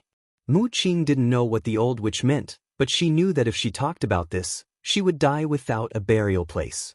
Especially when there was still a crown prince. The old witch was putting herself on the fire. Mu Qing was trembling in fear even when she was in the cold palace. Ning Shu was quite satisfied with Mu Qing's reaction. If Mu Qing was arrogant, or if she wanted to show off, Ning Shu wouldn't have paid any attention to her. One must always be vigilant at all times. Ning Shu felt that she was suffering because she was not vigilant enough. Otherwise, she would not have been cursed by others and would not be in such a miserable state. The most depressing thing was 2333, the system. He didn't even tell him when he encountered cursed things.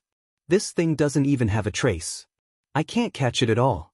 Don't push the blame to me. 2333 said unhappily. Ning Shu, it was Lolo's fault for being useless. Ning Shu felt that he was going to die soon because he couldn't walk at all. All the blood vessels in his body were bulging. His body was bruised. The rhythm of his heartbeat was completely messed up. Lu Changqing came to see Ning Shu. Seeing Ning Shu sitting on the chair without moving, he walked to Ning Shu's side and said, Your Majesty, your body is unwell.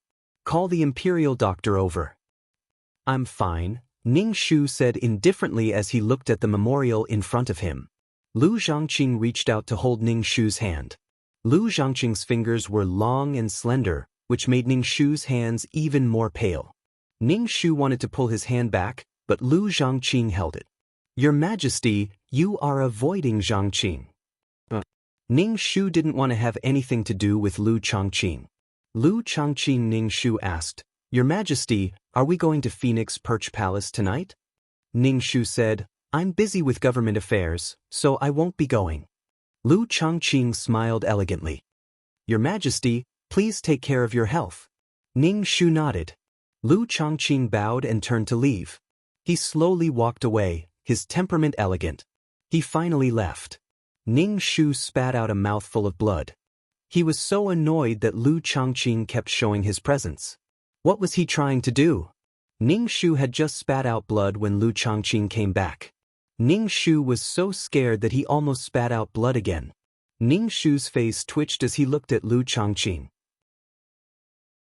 He quickly asked, Phoenix Empress, what are you? Lu Changqing said, From today onwards, Changqing will live with your Majesty and take care of your Majesty's health.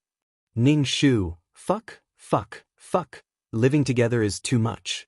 Ning Shu said coldly, I don't need the Phoenix Empress to take care of me. I know my own health very well. Your Majesty, you don't know. Lu Changqing shook his head. I already said that I don't need your care. If you really have so much free time, then teach your daughter well. Look at the things she does. I don't even want to say anything, Ning Shu said coldly.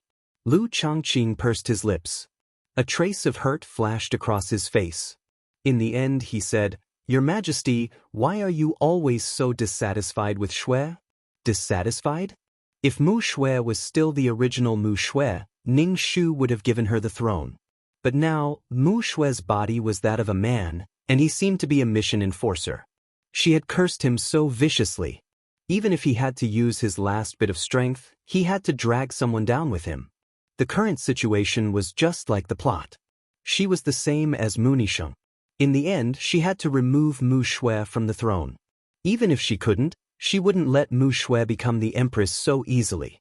I love her deeply. It's not that I'm dissatisfied with her, but the things she does always disappoint me.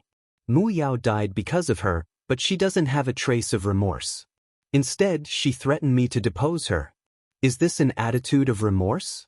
She's threatening me, Ning Shu said coldly. Don't bother me. I don't need you to take care of me. Ning Shu waved his hand. I have to deal with political matters. The imperial harem is not allowed to interfere. Phoenix Empress, are you going to watch me deal with political matters? Lu Changqing pursed his lips and said, It's Changqing who has overstepped. Lu Changqing bowed to Ning Shu and turned to leave. His back looked a little sad. Ning Shu didn't care at all. Help me to lie down on the bed. Ning Shu sat on the chair. His lower body didn't feel anything at all. It was as if it was numb. Even his blood didn't flow. Ning Shu chanted the clear heart incantation and fell asleep in a daze. When he woke up, Autumn Maid was standing beside the bed with a teacup in her hand. She said to Ning Shu, Your Majesty, there are bad rumors outside. Ning Shu's heart was calm. He took a sip of tea. What's the matter? There are rumors outside that Your Majesty's body can't take it anymore. Sun Yuthe. Autumn Maid knelt on the ground. Your Majesty, I swear that I didn't say anything. I've also warned my subordinates repeatedly. I don't know how the news got out. Ning Shu didn't care too much. There was no wall in the world that didn't have a crack. If he could hide it for a while, he would hide it for a while. Ning Shu didn't think that he could hide it forever. He went to court with his exhausted body. As a result, just as his but touched the dragon throne, a group of ministers began to ask Ning Shu to take care of his body. They blabbered on and on. Then, they asked Ning Shu to release the crown princess from her confinement and let the crown princess govern the country. Ning Shu had the same expression from beginning to end. She was poisoned and couldn't take it anymore. It was probably because of Mu Shue's confinement. She couldn't even stay idle after being confined for half a month. This rumor was probably spread by Mu Shue. My body is very good. When I really die, I'll let her out to govern the country and be the empress. Ning Shu threw out a sentence and left. Ning Shu felt that he didn't have much time left. If nothing unexpected happened, he would definitely die within 10 days. Perhaps it was because of the final radiance of light. Ning Shu felt that his body didn't hurt as much and his spirit was quite good. At night, he stepped up his efforts to teach Mu Qing. Ning Shu only stuffed all the things in the original owner's head to Mu Qing. As for whether Mu Qing could understand, it was none of her business. Mu Qing was much calmer when she saw Ning Shu now. At least, she restrained her anger into her bones. She didn't call Ning Shu Mother Empress, but Your Majesty. Are you really going to die? Mu Qing looked at Ning Shu and asked. Ning Shu glanced at Mu Qing and spat a mouthful of black blood into the spittoon. Then he said, How long do you think I can live like this? Mu Qing, damn, it was so creepy. How could she say that he was going to die so easily? Old witch. Chapter 552. Mu Qing looked at Ning Shu with a conflicted expression and asked, Aren't you the empress? Why don't you find an imperial physician and let him take a look at your body? It would be a waste of time. Anyway, she can't be saved, so there's no need to waste time. Ning Shu said indifferently. I have already drafted the imperial edict to pass on the throne. Ning Shu handed Mu Qing a commander's seal. This is the commander's seal to mobilize the imperial guards of Xian City. I will think of a way to deal with the crown princess. If I don't have enough time, I will have to rely on you to fight with her. If you can't win and die, then you deserve it. Mu Qing was speechless. A woman's heart is the most vicious. She dragged me into this war and then killed me. How can this be compared to cheating others? Tomorrow, I will put you in front of everyone. From now on, You will be the 5th imperial daughter, Mu Qing. Ning Shu paused for a moment, took a breath and said, "Prepare well." Mu Qing pursed her lips. "Even if you do this, I still hate you in my heart. Whether you hate me or not is none of my business. If you want to hate me, then hate me." Ning Shu didn't really care. Mu Qing's heart was filled with helplessness. How can there be such a person? The next day, during the morning court, Ning Shu's hand was holding Mu Qing's hand. Mu Qing was wearing a brocade dress and looked more imposing than before. She also looked more beautiful.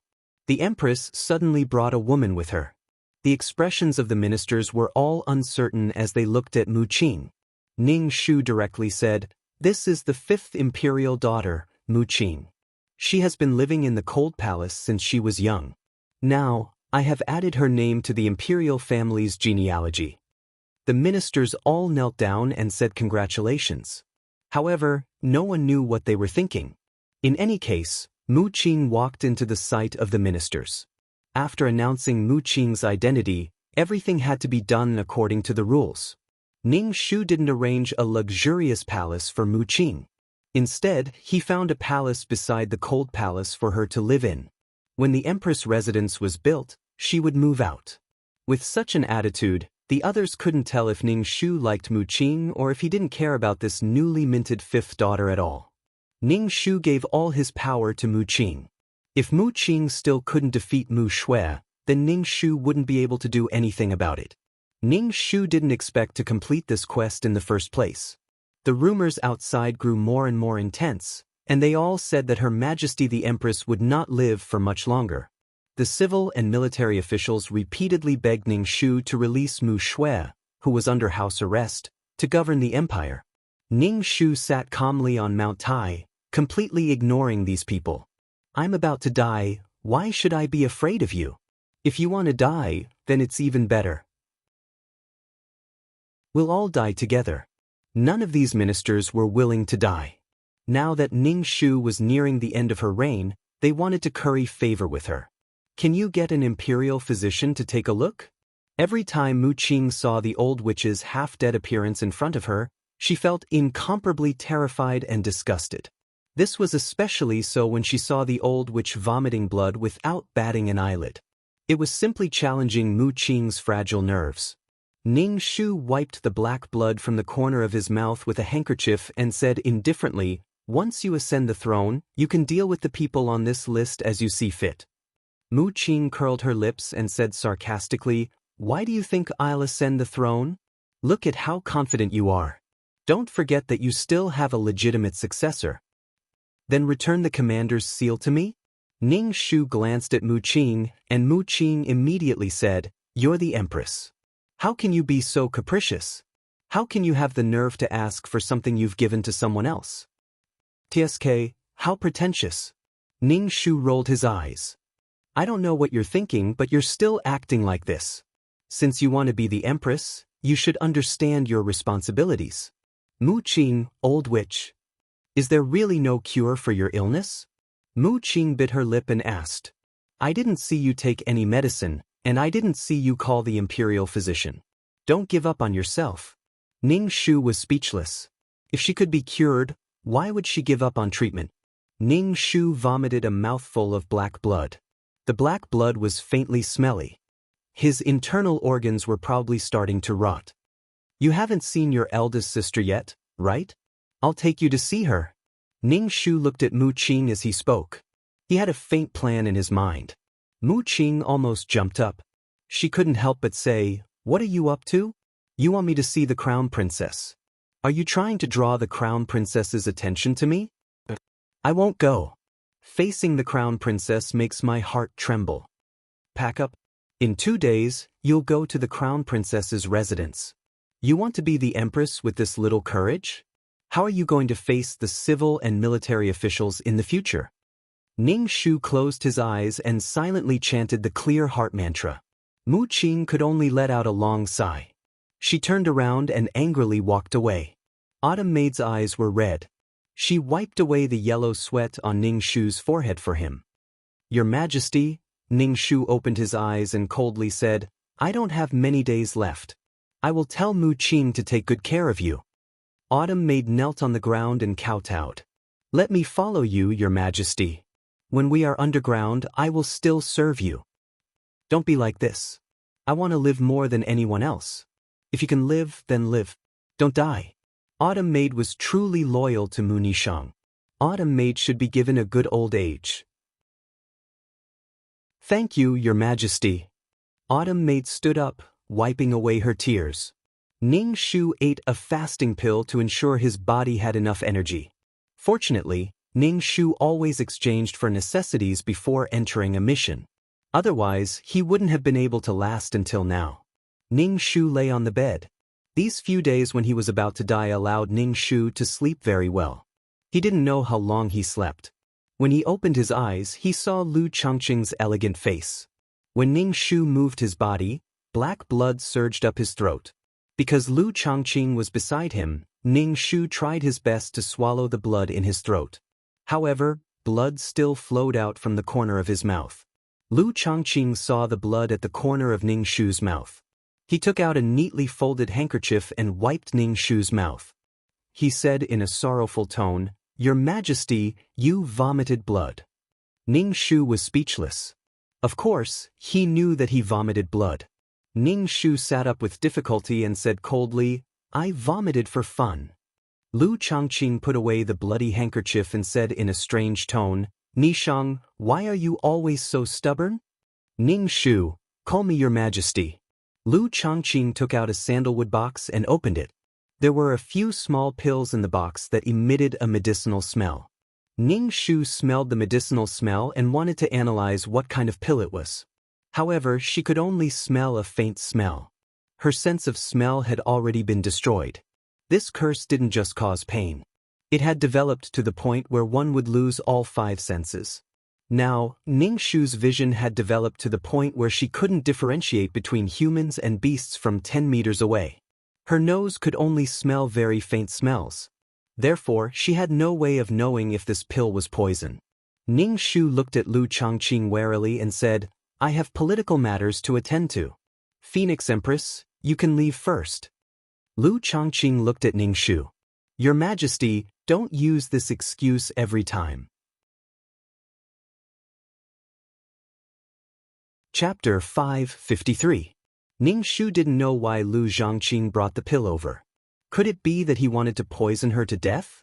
In her current state, it would be a waste to feed her poison. She didn't have many days left to live, but she still had something to do. She couldn't die now. Maid Qiu, Maid Qiu. Ning Shu called out for Maid Qiu. Lu Zhangqing saw the vigilance on Ning Shu's face and frowned. He said coldly, Your Majesty, Zhangqing asked Maid Qiu to prepare hot water. Your Majesty can wash up when you wake up. Ning Shu became even more vigilant. He looked at Lu Zhangqing and said coldly, What is the Phoenix Empress doing? Lu Zhangqing laughed deeply. This was the first time Ning Shu heard him laugh. There was a hint of sadness in his laughter. He said, Mu Nishang, I really hate you. Ning Shu was expressionless. He hated Mu Nishang. What did it have to do with her? However, Lu Zhangqing didn't seem normal now. Ning Shu shrank to the corner of the bed and said indifferently, Phoenix Empress, what do you mean? Do you hate me? Lu Zhangqing had an elegant smile on his face. He took out a pill and placed it by Ning Shu's mouth.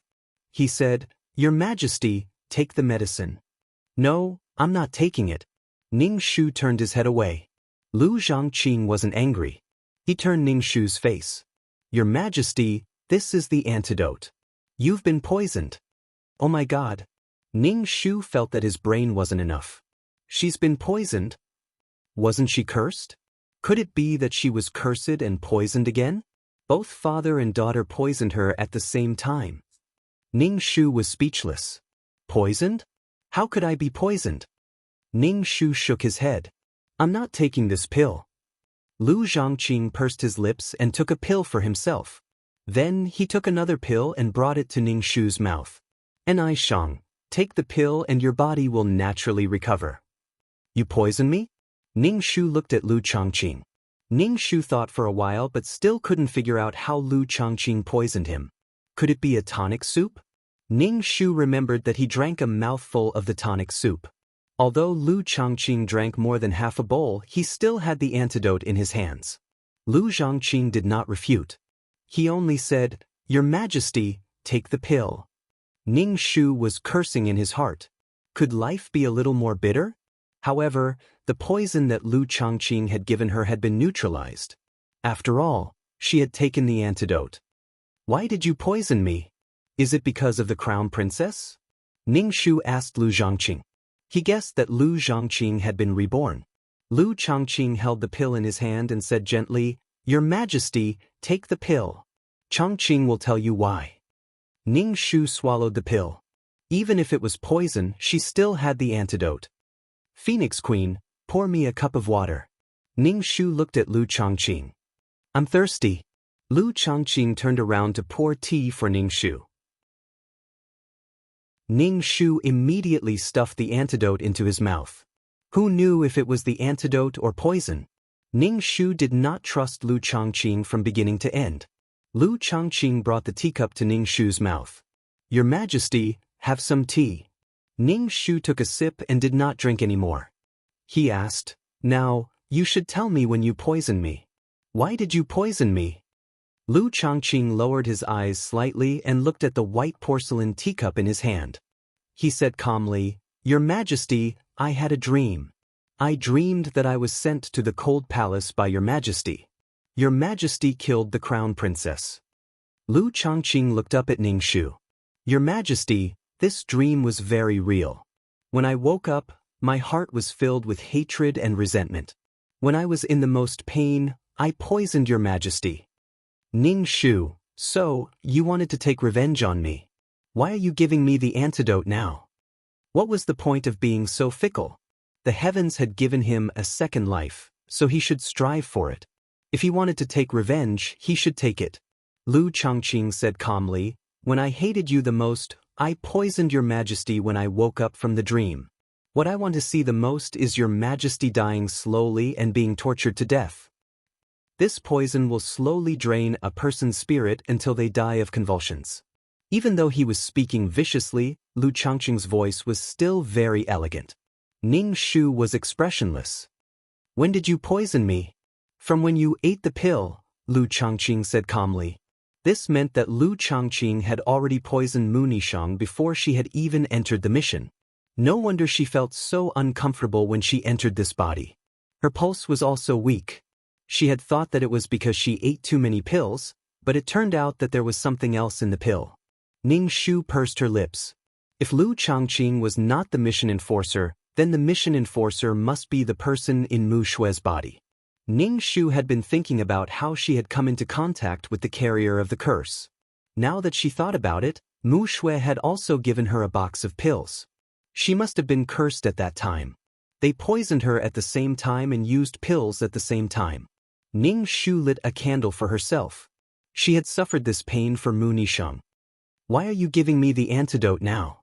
Ning Shu asked Lu Changqing. "Wasn't this unnecessary?" Lu Changqing frowned. "Your Majesty, I don't hate you now. I hate myself. I hate myself for not being ruthless enough. I hate you for hurting me and the crown princess, but in the end, you realized that you were the one who was torturing yourself." Ning Shu was speechless.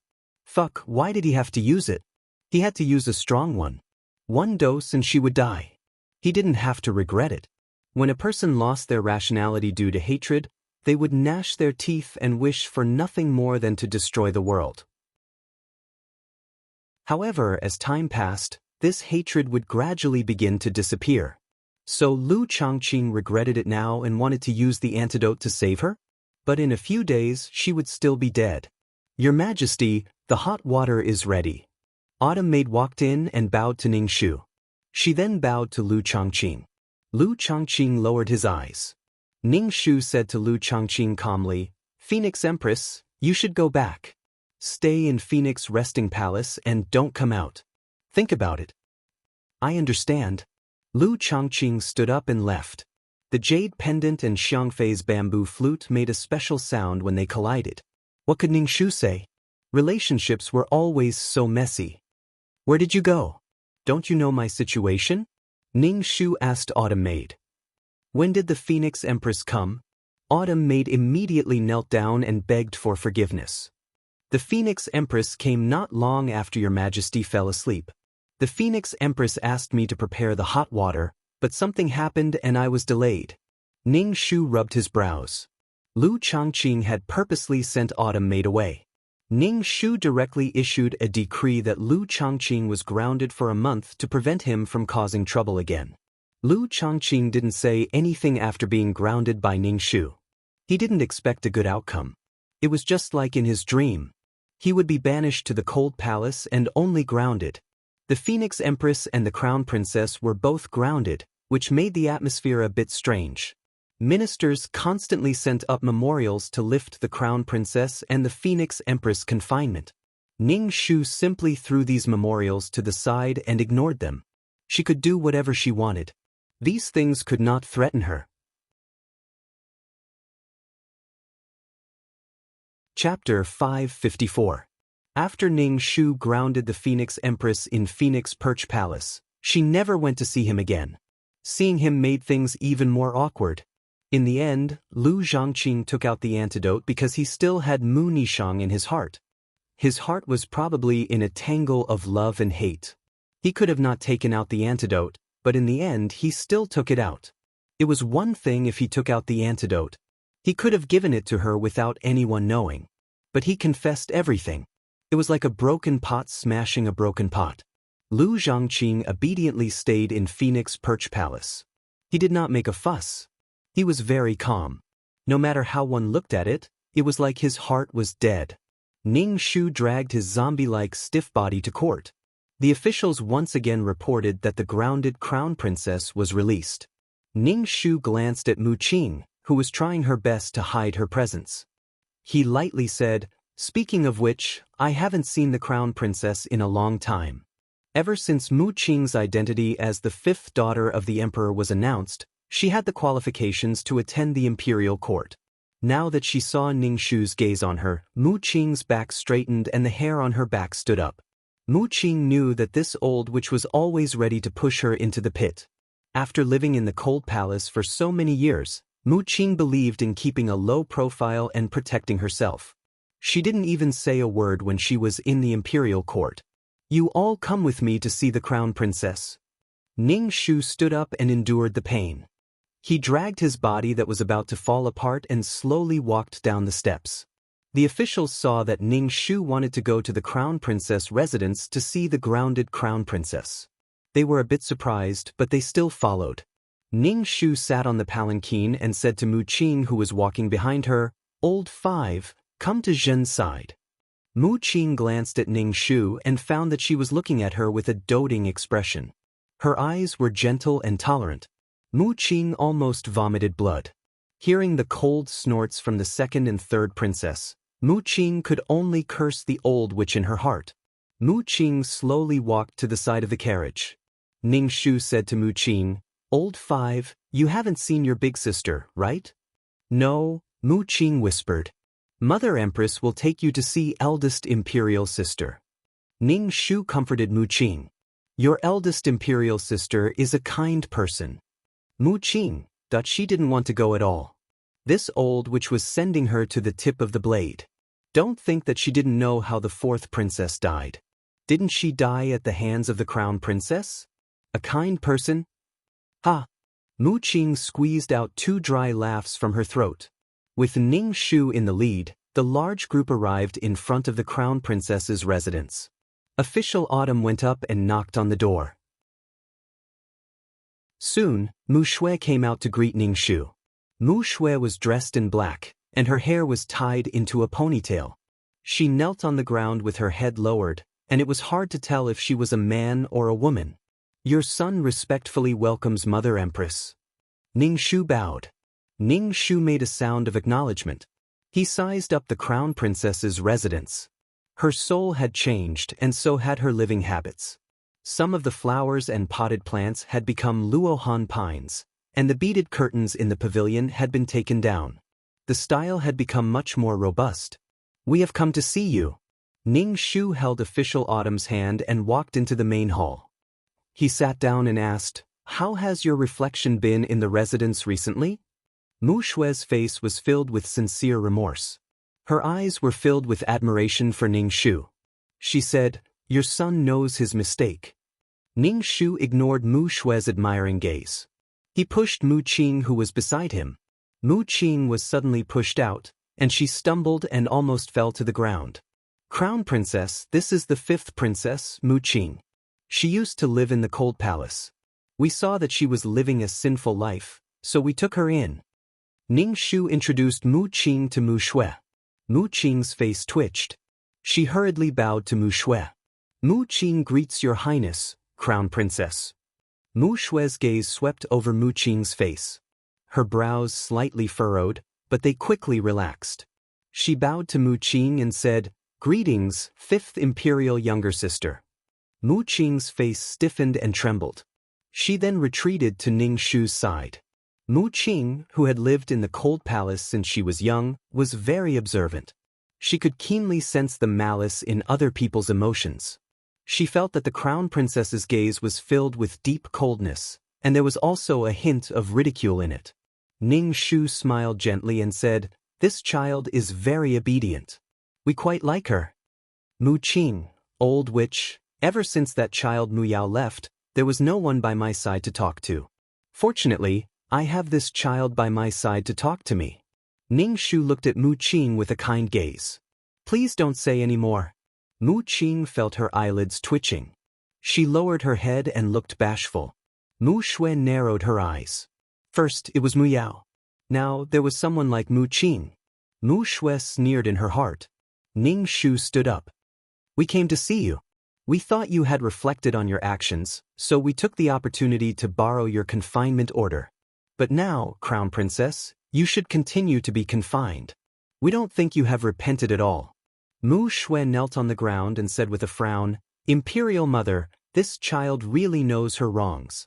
This child is truly regretful about 4th Imperial younger sister's matter. This child has never thought of harming 4th Imperial younger sister."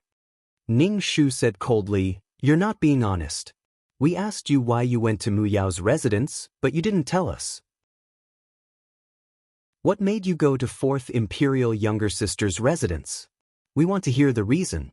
Mu Xue's eyes flashed, making her eyes seem even darker. She hesitated for a moment before saying, "This child heard that 4th Imperial younger sister's residence has dragon robes." Impudent.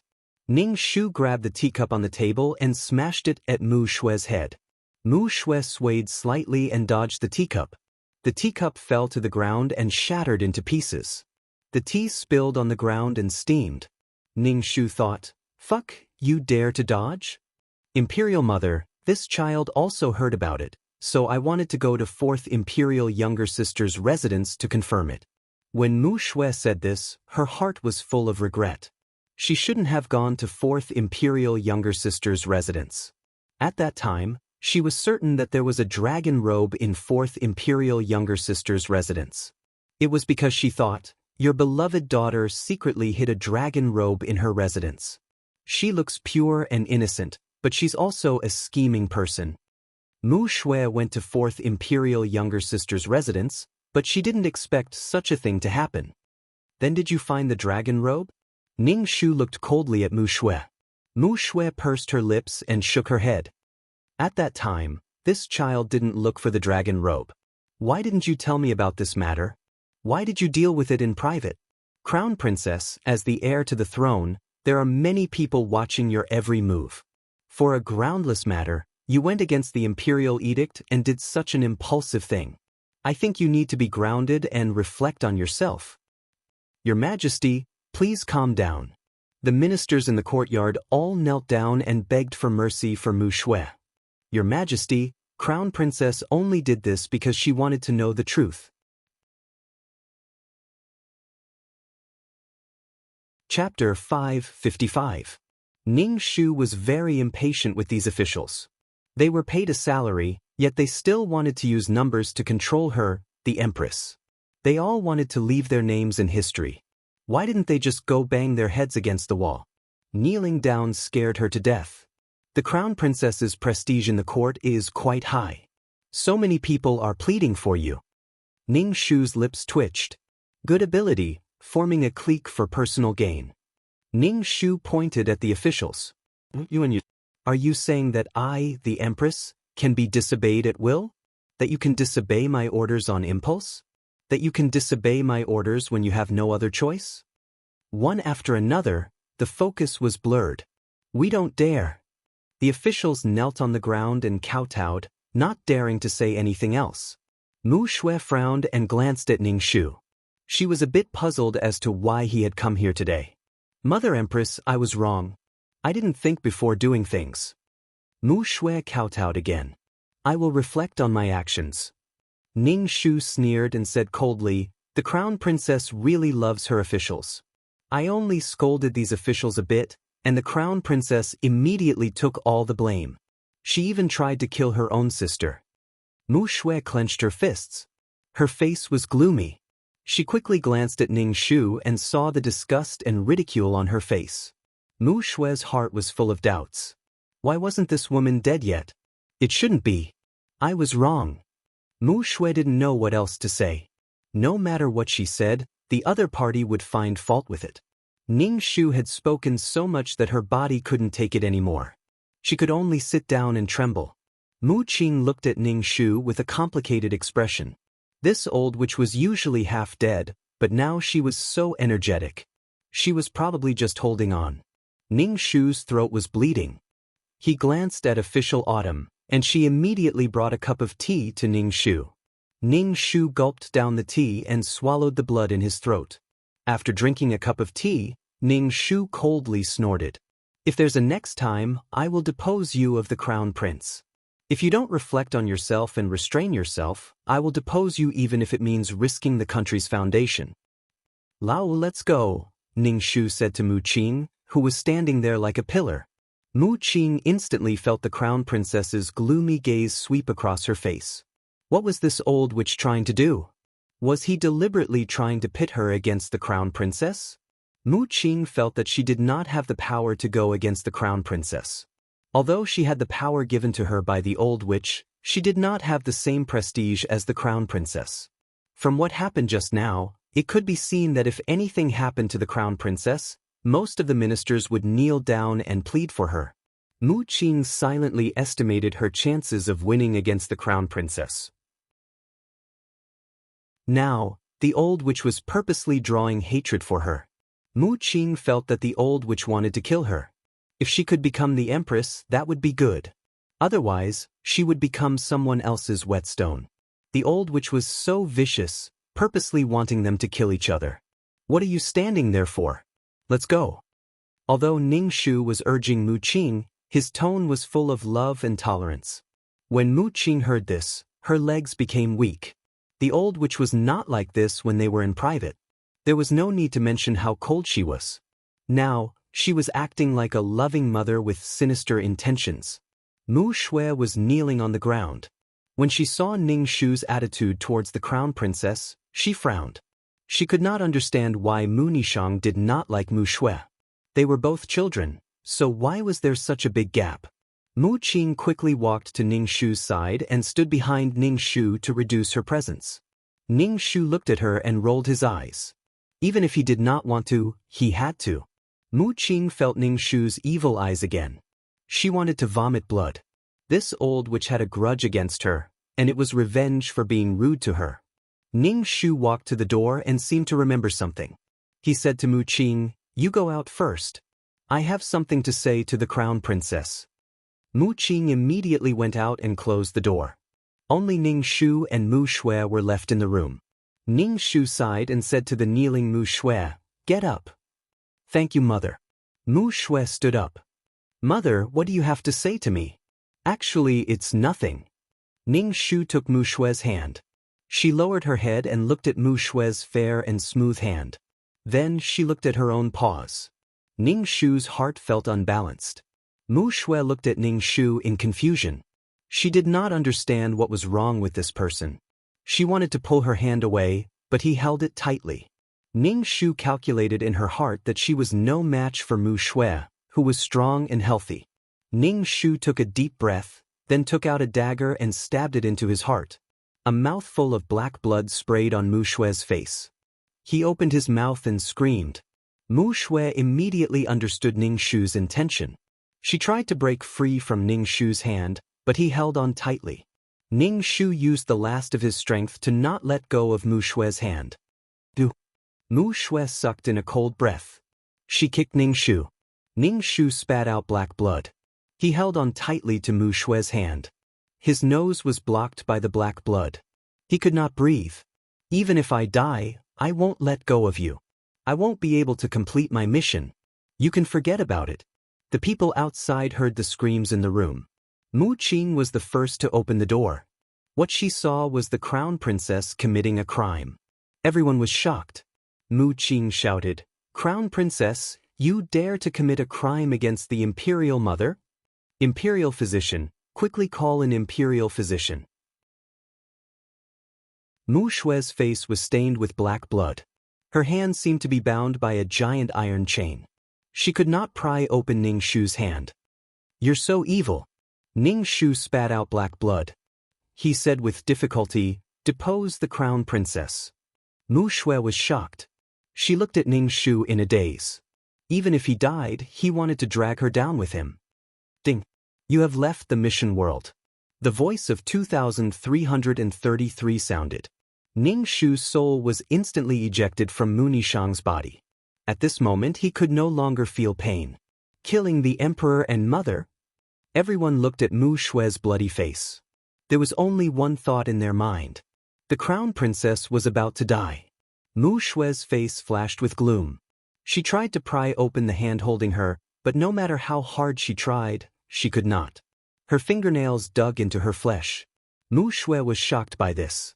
Mu Qing took out the Imperial Guard's seal and had the Imperial Guards capture Mu Xue. Mu Xue looked at the seal in Mu Qing's hand and said coldly, "How dare you? I am the crown princess. Who dares to touch me?" "Mu Xue, you killed your sister and mother. This is a heinous crime." Before the Imperial mother died, she said she wanted to depose the crown princess. Mu Qing waved at the Imperial Guards. The Imperial Guards rushed into the room and surrounded Mu Xue. Chapter 556. Mu Xue dragged the corpse and was surrounded by so many people. It was difficult for her to escape. In the end, she was detained by the Imperial Guards. However, Mu Nishang's hand was still tightly holding onto Mu Xue's lifeless body. She tried for a long time but couldn't pull her away. The ancient people believed in ghosts and gods. They said that the Empress's soul was entangled in Mu Xue's body. That was why she was holding onto the crown princess so tightly. In the end, it took a lot of effort to pull the two apart. Mu Nishang's hand was fixed in place. She couldn't close her fingers or stretch them out. Her death looked very miserable. There were a few bruises on Mu Xue's wrist. They were all caused by someone. How much hatred did someone have to have for her to be like this? Mu Xue was thrown into prison. Mu Qing took out the imperial edict. After burying the empress, she ascended the throne as quickly as possible. However, Mu Qing's ascension to the throne didn't go smoothly. First of all, the court officials were not convinced by Mu Xue, especially since Mu Qing was a child in the Cold Palace. Her father was a concubine who was demoted to the Cold Palace. Her status was low. Mu Qing followed the list that Ning Shu gave her. First, she made a court official as an example to others. Just in case, Mu Qing wanted to kill Mu Xue in the prison. Mu Qing didn't dare to be careless against someone who could make the old witch risk her life. Mu Qing guessed that the old witch knew that she wouldn't live for long, so she decided to frame her death on Mu Xue. Therefore, Mu Xue had to die. What's more, there were rumors that she wasn't the daughter of the previous empress. This kind of rumor was very unfavorable for her. Moreover, this rumor was true. It said that she was the child of her father and a female official. She didn't have the empress's bloodline. Therefore, Mu Xue was qualified to inherit the throne. Mu Qing knew that she had already reached this point. There was no turning back. It was all because of the old witch. The old witch was probably very proud now. This was the result she wanted. In order to stabilize her position and not let the civil and military officials think about Mu Shui, the crown prince, Mu Qing publicly tried Mu Shui and made a big deal out of the fact that she killed her sister and mother. She wanted the civil and military officials to see how such a person could be the emperor. How could such an inhumane person be fit to be the empress? Mu Shui only looked at Mu Qing coldly and sneered, "You're just a lowly person who took over a magpie's nest. I don't deserve to be the empress, but do you? You're just the child of a lowly female official. How dare you compare yourself to me?" Mu Qing also had doubts in her heart. She suspected that she wasn't the old witch's child, but she didn't show any expression on her face. She said faintly, "I am the late empress' child." How can the country's affairs be trifled with? Mother Empress wouldn't make such a rash decision. Imperial Mother will pass down the throne to Zhen. Zhen will be a child of the Mu family. Instead, it was you who did such a crazy thing because you were afraid that Imperial Mother would cripple you. In the end, Mu Shui was beheaded. It wasn't that Mu Shui didn't want to fight, but she didn't have as many resources as Mu Qing. Mu Nikhang gave the commander's seal to Mu Qing. Political power came from the barrel of a gun. She had to have power. Other than the position of crown prince, she didn't have any other advantages. The winner was the king, and the loser was the bandit. Even if Mu Qing didn't have Mu Nishang's bloodline, she was still the one sitting on the throne. After Mu Shui died, Mu Qing had a grand funeral. It was as grand as an emperor's funeral. After Mu Shui's death, Lu Chongqing of Phoenix Palace committed suicide. Mu Qing had no choice but to hold another grand funeral. She held 3 funerals in 1 month. Zhang Jiasun returned to the system. The system said in a cold, mechanical voice, "The mission this time failed." Zhang Jiasun rubbed his forehead and said faintly, "I'm not used to a woman's body. I suspect Mu Nichang's identity." "It's a mission enforcer," the system said coldly.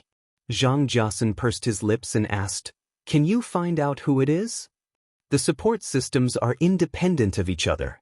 I can't find out the information of other mission enforcers." The system's voice was cold and mechanical. Zhang Jiasun felt that this mission enforcer was familiar. Her every move was familiar.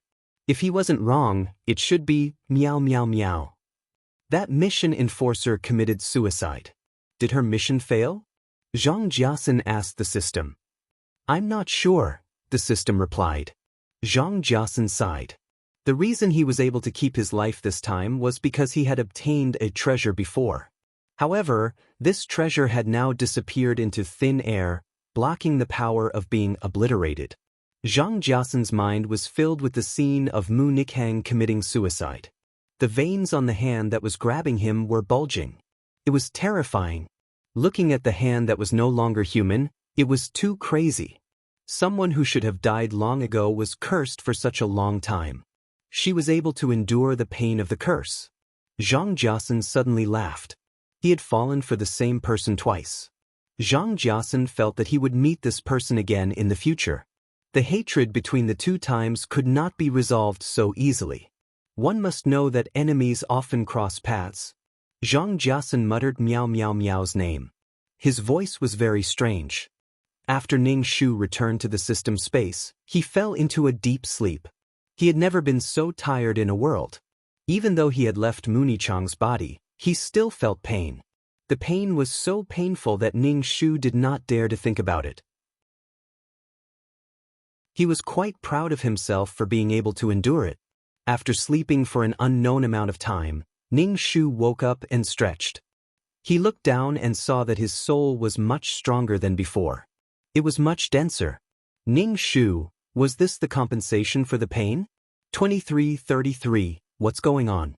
I feel like my soul is much stronger than before. Ning Shu asked 2333 in surprise. 2333 said, "It's like forging iron. After experiencing pain, if you can endure it, you will be reborn. If you can't, your soul will collapse. Some people are strong, some people are weak. That's how it is.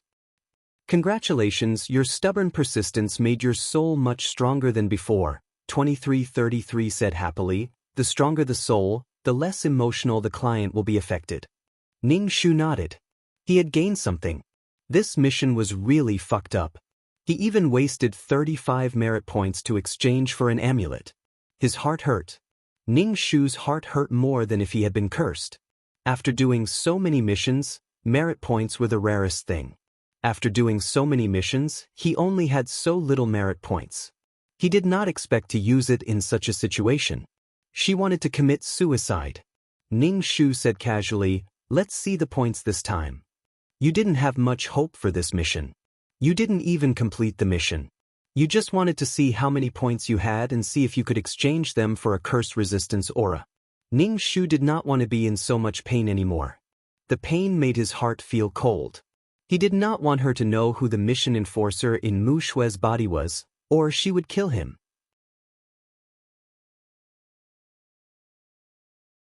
Chapter 557. 2333 brought up the status panel and said, "Just treat this mission as a wasted trip." Ning Shu did not have much hope in the first place. This world was a huge loss. Ning Shu looked at the status panel. Number 23333 name, Ning Shu, beginner mission taker, age, 27 points, 1, 550, 000/100, 000 soul, 300 HP, 71 wisdom, 170 charm, 3 luck, 44 spirit, 120 faith, 2, 920 potential, 39 martial strength, 112 merit, 15 skills, 5th ring shooting technique, trash fighting technique, beginner martial arts, beginner poison technique, beginner business management knowledge, beginner code programming, beginner lawyer skills honorable title, goddess of war, selfless ancestor items, calm aura, amulet aura, mother of the world, queen's blessing, sister model worker, Qinshi's blessing, leader aura, grass blessing, best friend for life, Miao Miao Miao's blessing, fulfill Mu Nichang's wish, choose a new successor. Mission completion, 60%. Obtained 100,000 points, 1 attribute point, 20 faith, 5 merit. Ning Shu looked at the 100,000 points, 1 attribute point, 1 attribute point, 1 point. Ning Shu was surprised that the mission completion was 60%. This meant that the mission was not considered a failure. The amulet was still in her inventory. This meant that the mission was not a failure. She saved an amulet. She did not care about the points. As long as she had the amulet, her life was guaranteed. The reason why Ning Shu was able to commit suicide so easily was because of the existence of the amulet that allowed her to keep her life. Ning Shu asked 2333, "Didn't I fail the mission? I guess Mu Nikhang saw how pitiful you were and let you pass the mission." Mu Nikhang herself did not want to reverse her life and chose to reincarnate. 2333 explained. Ning Shu nodded. Sure enough, he had to hold on to everything. No matter what the outcome was, if he had listened to 2333 and killed himself, then the quest would have failed. Mu Nishang is not happy that you gave the throne to Mu Qing. Mu Qing is not Mu Nishang's child at all. How can Mu Nishang not know if she gave birth to this child? 2333 said angrily. What are you thinking? Ning Shu, what the hell? Fuck, what was going on? The Phoenix Empress had told her that Mu Qing was the child of a concubine who had been banished to the Cold Palace, and then she had imagined Mu Qing as Mu Nishang's child. Ning Shu covered his face in a fancy way. Fortunately, in the female supreme country, it was a woman who ascended to the throne. Ning Shu was about to distribute the attribute points when he saw the 1 attribute point. 1 attribute point, dim. Ning Shu felt hopeless and added 1 attribute point to charm. Serial number 23333 name, Ning Shu, beginner mission taker, age, 27 points, 1. 65 million soul value, 300 HP, 71 wisdom, 170 charm, 31 luck, 44 MP, 120 faith, 49 aptitude, 39 martial strength, 112 merit, 6 skills, 5th ring shooting technique, trash fighting technique, beginner martial arts, beginner poison technique, beginner business management knowledge, beginner code programming, beginner lawyer skills honorable title, goddess of war, selfless ancestor tools, calm aura, amulet aura, mother of the world, Queen's blessing, model worker, Qinshi's blessing, leader aura, grass. Blessing, best friend, Meow Meow Meow's blessing. After setting up the attribute points, Ning Shu walked around in a flirtatious manner. She asked 2333, I've added charm points. Do you think I've become prettier? 2333, system notification, 2333 doesn't want to talk to you, and threw a pile of poop at you. Ning Shu pursed his lips and opened the system shop. He wanted to see if there was anything that could resist curses. That way, he wouldn't be so passive in the future. After browsing for a while, Ning Shu found the curse that Mu Shui used on him. It was quite expensive, costing 500,000 points. Using 500,000 points to buy a one-time use item, he was definitely rich. Ning Shu looked around and saw the Faith Aura, which could resist curses and soul attacks from others. However, the Faith Aura wasn't redeemable with points, but with faith. It felt like good things weren't redeemable with points. The Faith Aura required 40 points of faith, and Ning Shu only had 49 in total. Ning Shu was a little hesitant. He asked 2333, is it worth it for 40 points of faith? 2333 was silent for a moment. Faith is a very precious thing. It's the pure faith in a person's heart. Many intermediate mission takers don't have faith. Ning Shu frowned. Does 2333 mean it's not worth it? Why don't you go to the virtual space and see if there's anything cheaper? Ning Shu suggested.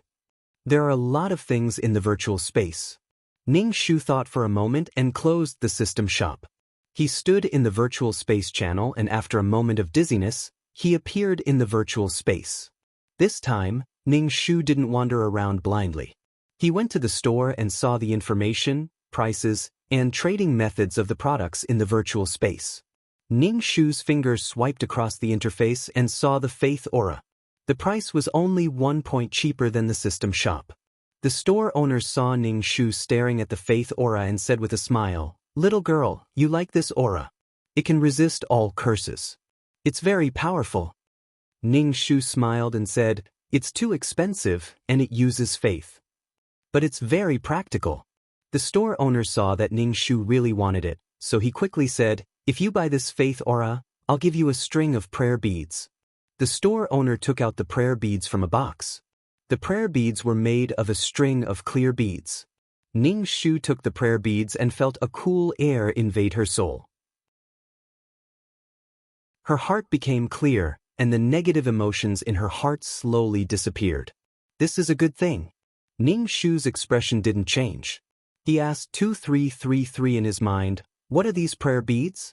They look good." "It's okay. It can remove some negative emotions."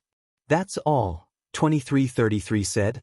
Ning Shu returned the prayer beads to the store owner and shook his head. "I only have 35 faith. Can I trade the Faith Aura?" From the store owner's attitude, Ning Shu could see that faith was very precious. The store owner looked like he was struggling. In the end, he shook his head. Ning Shu wasn't disappointed. He planned to go to other stores.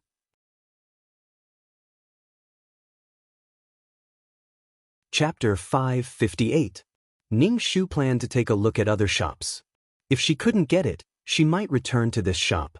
After all, Ning Shu quite liked the rosary beads, which could calm her mind. Seeing that Ning Shu was about to leave, the shop owner gritted his teeth and said, "Okay, 35 points of faith. And a rosary beads," Ning Shu said happily. The shop owner's face trembled. Ning Shu paid 35 points of faith and had 14 points of faith left. Sure enough, things in the virtual space were cheaper. Ning Shu put on the rosary beads and immediately felt calm. The rosary beads were quite beautiful, round and full.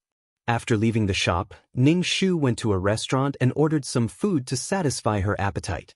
Ning Shu saw that the others were in groups of 3 or 5, and there were people who were sharing tables.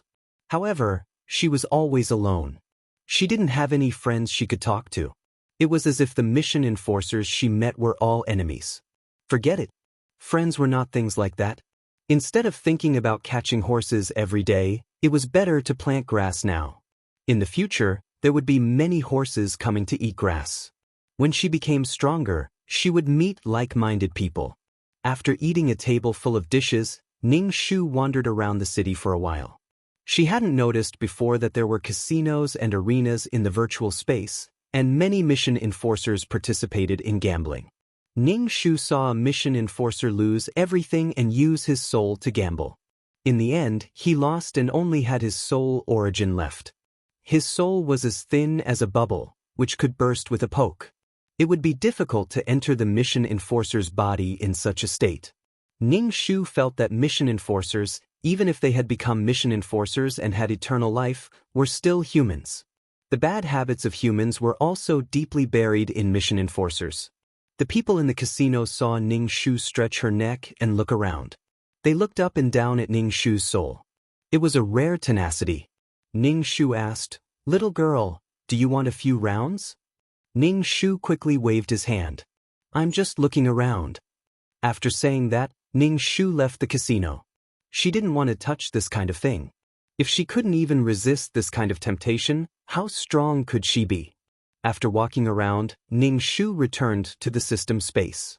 First, he sat cross-legged on the carpet and cultivated for a while. He only stopped when he could no longer absorb the materials in the system space. Then, Ning Shu took a book from the bookshelf. Her goal was to finish reading all the books on the bookshelf. Ning Shu couldn't feel the passage of time. He didn't know how much time had passed. He flipped through the book until he reached the last page. Then, he closed the book and placed it on the bookshelf. He watered the potted plants and ran on the treadmill. He touched here and there. He wasn't in a hurry at all. Ning Shu opened the exchange store and exchanged for basic survival items: fasting pills, water, medicine, antidote pills, fake death medicine, and some Realgar powder. Ning Shu discovered that the faking death medicine was a good thing. After exchanging the basic items, Ning Shu said to 2333, "Let's start the mission." 2333 immediately said. Ning Shu's head was dizzy for a moment. He felt that his soul had entered a body. When he got used to the body, Ning Shu opened his eyes. He raised his head from his arms and moved his stiff neck. The original owner was sitting in front of the stove to light the fire. There was a flame licking the bottom of the pot. Ning Shu saw that the flame in the stove was getting smaller. She looked around and grabbed a piece of dry wood and stuffed it into the stove. The surrounding environment was very dim. There was a kerosene lamp on the table. Ning Shu didn't know what time it was. The room was full of the smell of beans. Not far away, there was a gauze filter for bean dregs. In the pot, snow-white soy milk was boiling. The soy milk was bubbling. This was making tofu. Ning Shu felt a little numb and quickly accepted the plot. The original owner was called Zhu Sunyang. She was already a wife. The family relied on Zhu Sunyang to make tofu. Her husband, Zhu Yanqiu, went to Shanghai to study. Zhu Sunyang was a woman with a hard life. When she was 8 or 9 years old, she was sold by her parents to the local Zhu family. With the Zhu family's conditions, they didn't need to raise a child bride. It was because Zhu Yanqiu, who was only about 4 years old at the time, was sick and didn't get better. The Zhu family only had one child. If she went, it would be like digging out the Zhu family's heart. Master Zhu had a son at an old age. He only had this one son at the age of 40. At that time, he had the mentality of driving away bad luck. He also wanted to divert Zhu Yanqiu's illness and transfer the bad luck to someone else. So, he came up with the idea of raising a child bride. It was late in the Qing dynasty. The Eight-Nation Alliance had already swept through the old summer palace. The warlords were divided, the society was in turmoil, and the people lived in poverty. Zhu Sunyang's parents had no choice but to sell Zhu Sunyang to the Zhu family. The Zhu family matched Zhu Sunyang and Zhu Yanqiu's birth characters and found that it was very suitable. So, they gave Zhu Yanqiu's parents half a string of copper coins. From then on, Zhu Yanqiu was a member of the Zhu family. People in the countryside didn't have any names. Zhu Sunyang was the 4th child in the family, so she was called the 4th girl. The Zhu family wasn't satisfied with this name. Zhu Yanqiu's father, who was a scholar, gave the original owner the name Sunyang. He also gave Zhu Yanqiu the surname Zhu. In this way, even if they were a family, they could help share the bad luck for Zhu Yanqiu. A child bride didn't have any status in the family. In fact, Zhu Yanqiu's identity was like a maid who took care of Zhu Yanqiu. It was a bit like a servant girl. Zhu Sunyang, who was 8 or 9 years old, accepted her fate. At least she could eat her fill in the Zhu family. Perhaps it was because of the effect of driving away bad luck, Zhu Yanqiu's health gradually improved. From then on, Zhu Sunyang started to take care of Zhu Yanqiu every day. She bathed and fed Zhu Yanqiu. She also had to play with Zhu Yanqiu. It could be said that Zhu Sunyang was both a wife and a mother. Zhu Yanqiu inherited the good looks of the Zhu family. He wore a Westerner's little suit and small leather shoes. When he walked out, one could tell that he was a young master of a big family. In this Jiangnan water town, the turmoil in Beiping didn't have much impact here. With the abdication of the last emperor in the late Qing dynasty, the feudal society ended. The currency in circulation changed from copper coins to yuan datu and all kinds of paper notes. Zhu Yanqiu and Zhu Sunyang also grew up. When Zhu Yanqiu was 16 years old, he and Zhu Sunyang consummated their marriage. However, the unexpected happened. The Zhu family fell into dire straits. The family's business directly closed down. Old Master Zhu directly vomited blood and fell ill. He never got up from the bed again. In the end, he passed away. All the valuable things in the family were used to pay off the debts. After Old Master Zhu was buried, the servants in the family were dismissed. The family of 3 moved out of the big house and squeezed into the small house. The huge difference made Zhu Yanqiu very uncomfortable. She felt lost and helpless. In the end, she calmed down and told Mother Zhu that she was going to study in Shanghai. At this time, new and old ideas collided. The girl walked into the school. She wore a modified cheongsam, revealing her thin arms. The new students accepted the Westerners' ideas. Zhu Yanqiu wanted to revitalize the Zhu family through studying. Mother Zhu gave most of the family's money to Zhu Yanqiu and let Zhu Yanqiu go to Shanghai to study.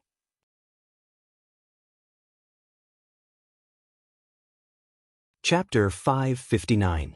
Zhu Yanqiu carried a suitcase with the money her mother gave her and boarded the ship to Shanghai.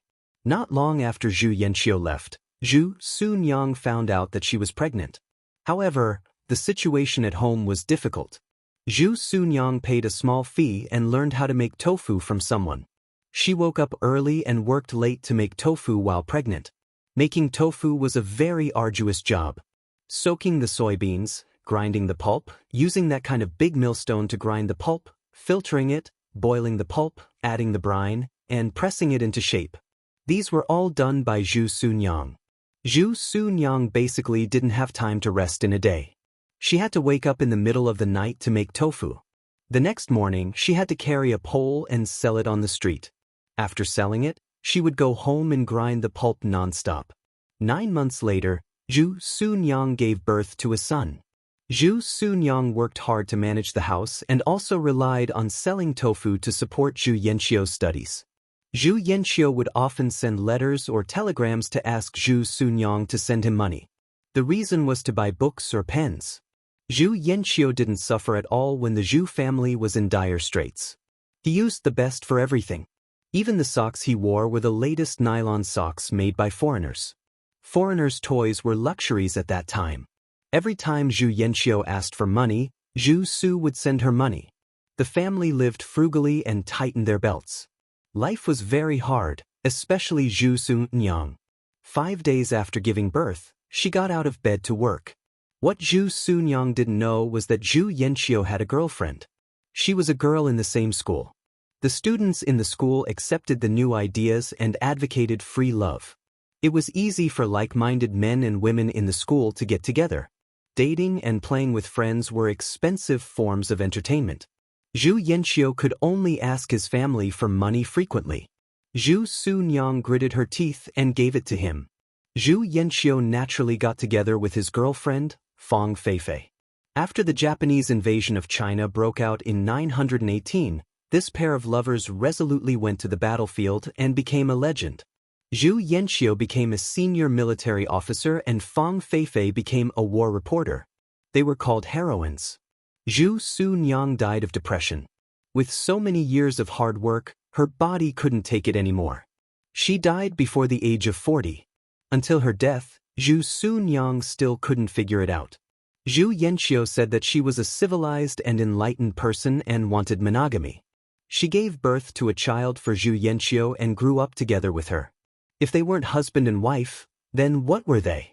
Zhu Yanqiu said that she couldn't communicate with her, but Zhu Yanqiu rarely spoke to her. Every time, she only asked for money.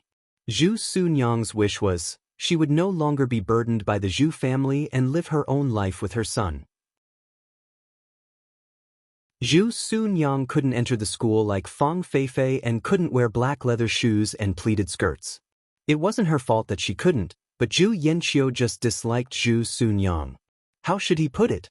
Zhu Sunyang was the cannon fodder caused by the collision of feudal and advanced ideas. However, it was Zhu Yanqiu who was irresponsible and did his duty to Zhu Sunyang. After Ning Shu accepted the plot, he shook his head. That was why Zhu Sunyang was so kind. Even her wish was so humble. If she didn't kill Zhu Yanqiu, such an ungrateful scumbag, was she going to keep him for the new year? Ning Shu could feel Zhu Sunyang's resentment toward Zhu Yanqiu, but due to the environment she grew up in, she didn't dare to ask for too much. Zhu Sunyang was a woman in the feudal society. She was kind. She sacrificed everything for her family and used her own strength to help her family. She was even a little humble. On the other hand, Fang Feifei was a person who accepted new ideas. She was decisive and daring. She bravely pursued her ideals. When she wore a dress and walked on the street with her head held high, she had a different kind of charm and was very bright. One was wearing a gray shirt and black pants. The other was wearing a short-sleeved cheongsam and holding a poetry book in her hand. As long as one wasn't blind, one would know who to choose. Ning Shu could only laugh at this. Ning Shu rubbed his sleepy eyes, added some firewood into the stove, and scooped out the soy milk scum with a spoon. She didn't know how to make tofu at all. She relied on the memory in the mind of the original owner. It was estimated that she would make all the 365 lines once in the future. Ning Shu made tofu in a hurry. He worked until dawn, but Ning Shu still wasn't done. Sunyang, you're still at home. Is the tofu still not done today? Ning Shu asked when Mother Zhu walked into the kitchen. Ning Shu was working hard to make the tofu take shape. Hearing Mother Zhu's words, he said, "It'll be done soon." Usually, Zhu Sunyang would leave before dawn. Today, the sun was out. Mother Zhu saw Ning Shu was still in the kitchen after waking up. She walked over to take a look and helped Ning Shu. Mother Zhu would occasionally help, but Mother Zhu was the wife of a rich family. Even if she was down and out now, some habits couldn't be changed. However, Mother Zhu was a smart person. She was the mistress of a rich family. There were many servants in the house, and she was very good at managing them.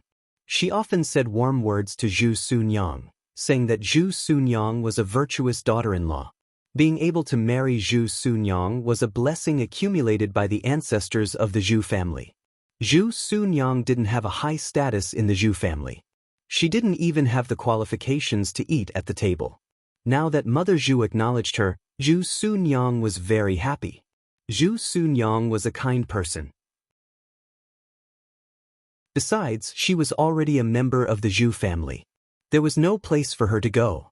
"Sunyang, has Yanqiu written recently?" Mother Zhu asked Ning Shu. Ning Shu casually said, "Not yet. Probably soon."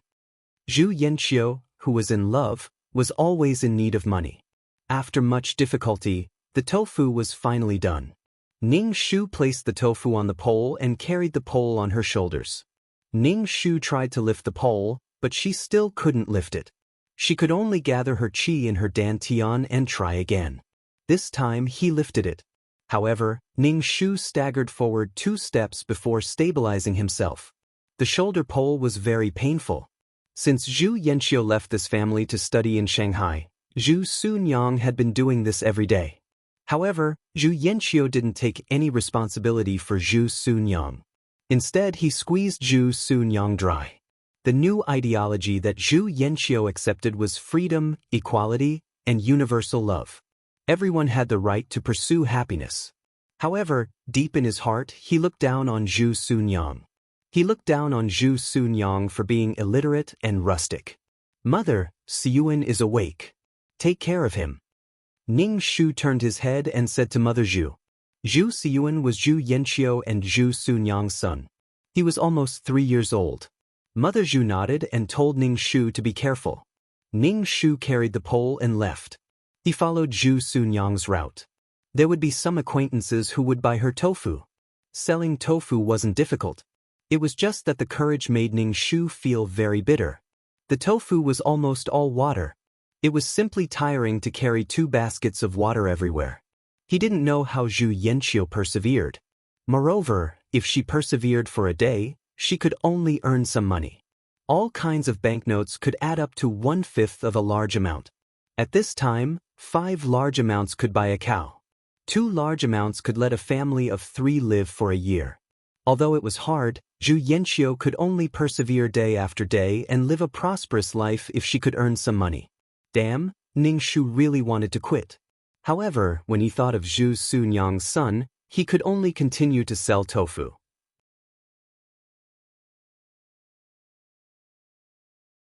Chapter 560. Ning Shu didn't eat anything when he went out in the morning. He bought a sesame seed cake from a stall and ate it. After that, he carried a pole and continued to sell tofu. Ning Shu wasn't very confident about the tofu he made today.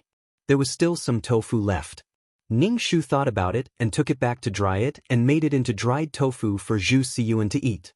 It was good for grinding teeth. Ning Shu first went to the post office to see if there was a letter or a telegram from Zhu Yanqiu. The people in the post office all knew Zhu Yanqiu. When they saw Ning Shu, they said directly, "Sunyang, there is a telegram for you today." Ning Shu, she wanted money again. Zhu Yanqiu was a debt collector. Damn it. Ning Shu took the telegram and paid for it. Then he read the content of the telegram. Zhu Yanqiu said that the weather was cold and wet in Shanghai. She wanted to buy a coat. She wanted money. After leaving the post office, Ning Shu directly tore the telegram sent by Zhu Yanqiu into pieces. You deserve to freeze to death. You used my hard-earned money to please other women and acted like a young master in front of others. Get lost. Ning Shu took the money from selling tofu today and went to a restaurant to buy a roast duck. Then he went to a meat stall and bought 2 pounds of meat and 1 pound of big bones. His family hadn't eaten meat for half a month. Zhu Yanqiu went in and out of high-end Western restaurants to eat candlelight Western food.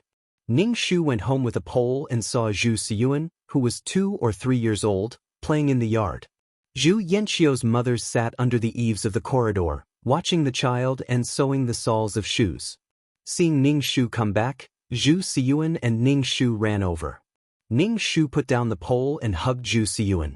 This was Zhu Sunyang's precious egg. Zhu Siyuan was a little thin and his hair was a little yellow. He looked a little malnourished. Zhu Sunyang cooked an egg for the child occasionally or made some soy milk for him to drink when she made tofu. It could be said that the whole family was supporting Zhu Yanqiu and was sucked dry by Zhu Yanqiu.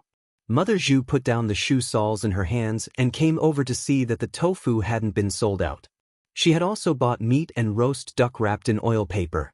She frowned and said, "Why hasn't the tofu been sold out?" Ning Shu said, "I want to make some dried tofu for Siyuan."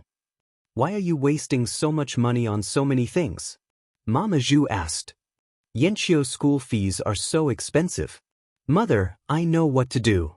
Ning Shu carried the load to the kitchen. Mother Zhu didn't say anything and personally cooked a meal. 2 jin of meat and dried vegetables were roasted together. The oily food looked very tempting. Ning Shu swallowed a mouthful of saliva. He really wanted to eat. Mother Zhu even cut the roast duck into slices and wrapped them in pancakes to eat. She was, after all, the madam of a wealthy family and knew how to eat. Ning Shu fed Zhu Siyuan bone broth and made some red braised pork for the child. Ning Shu's mouth was covered in oil, and even Mother Zhu didn't care about her image as she ate. The food was incomparably delicious. The 2 adults and the child finished all the dishes on the table. They hadn't eaten meat for a long time and were very hungry. After the meal, Mother Zhu didn't move from her chair. Ning Shu began to clean up the dishes. Mother Zhu asked Ning Shu, "Did Yanqiu send a letter?" Ning Shu washed the dishes and said indifferently, "No, but I think it will be soon." Mother Zhu said, "The weather is cold. I made 2 pairs of shoes for Yanqiu. You can send them to the post office." Ning Shu glanced at the cotton shoes Mother Zhu made. They were quite exquisite, and the thread was well kept. Ning Shu felt that even if he sent them, Zhu Yanqiu wouldn't wear them.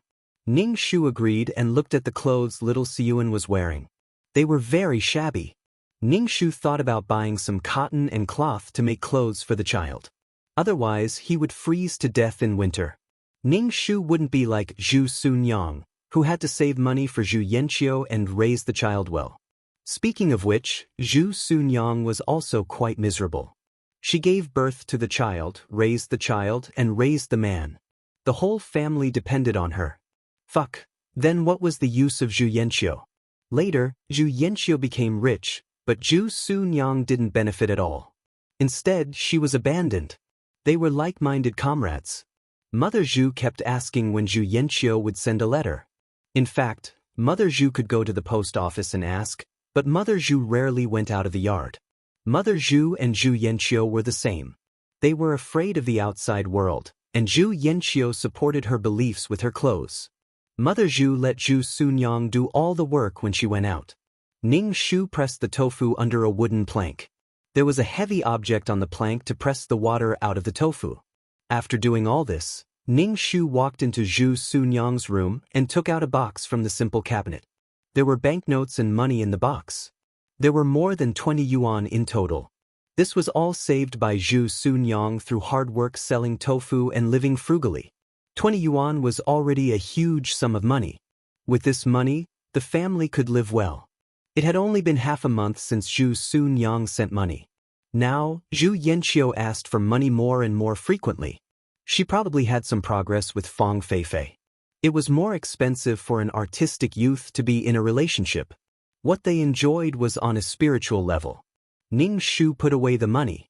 Selling tofu today exhausted her. If she gave this money to Zhu Yanqiu, Ning Shu felt so distressed that she couldn't breathe.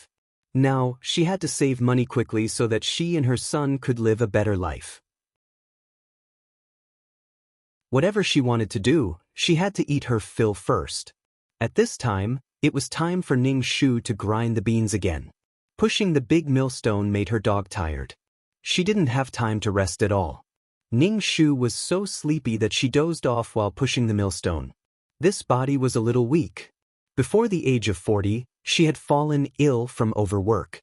When she was free, she still had to cultivate peerless martial arts. If she had known that it was a chaotic world, she would have exchanged for a gun in advance. She had to have the ability to protect herself. Mother, Grandma fell. She fell asleep on the ground. Zhu Siyuan walked over and fell when he crossed the threshold. He anxiously shouted at Ning Shu, who was pushing the millstone. Zhu Siyuan still couldn't speak clearly, but Ning Shu heard him clearly. Mother Zhu fell. Ning Shu went out of the kitchen and went to the living room. He saw Mother Zhu on the ground with her eyes closed and her face pale. She didn't look well. Ning Shu wanted to put Mother Zhu on the bed, but he couldn't do it alone. He said to little Siyuan, "Be good, Siyuan. Mother will go find someone. You look after your grandmother and don't run around." Ning Shu hurried out and found a few middle-aged women next door. He asked them to help move Mother Zhu to the bed. The reason why he only asked for women was to avoid suspicion. Mother Zhu was a widowed woman. There was no man in the house. If a man came to the house, it would be bad for her reputation. Although there were Westerners at this time who believed that everyone was equal, feudalism was deeply ingrained. It was very harsh on women.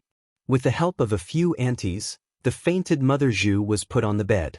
Ning Shu asked the aunties to take care of Mother Zhu and the child. He went to the pharmacy to find a doctor.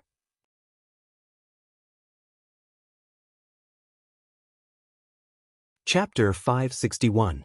Ning Shu went to the pharmacy to find a doctor and hurried back with him. Mother Zhu was still lying on the bed, and the doctor was taking her pulse.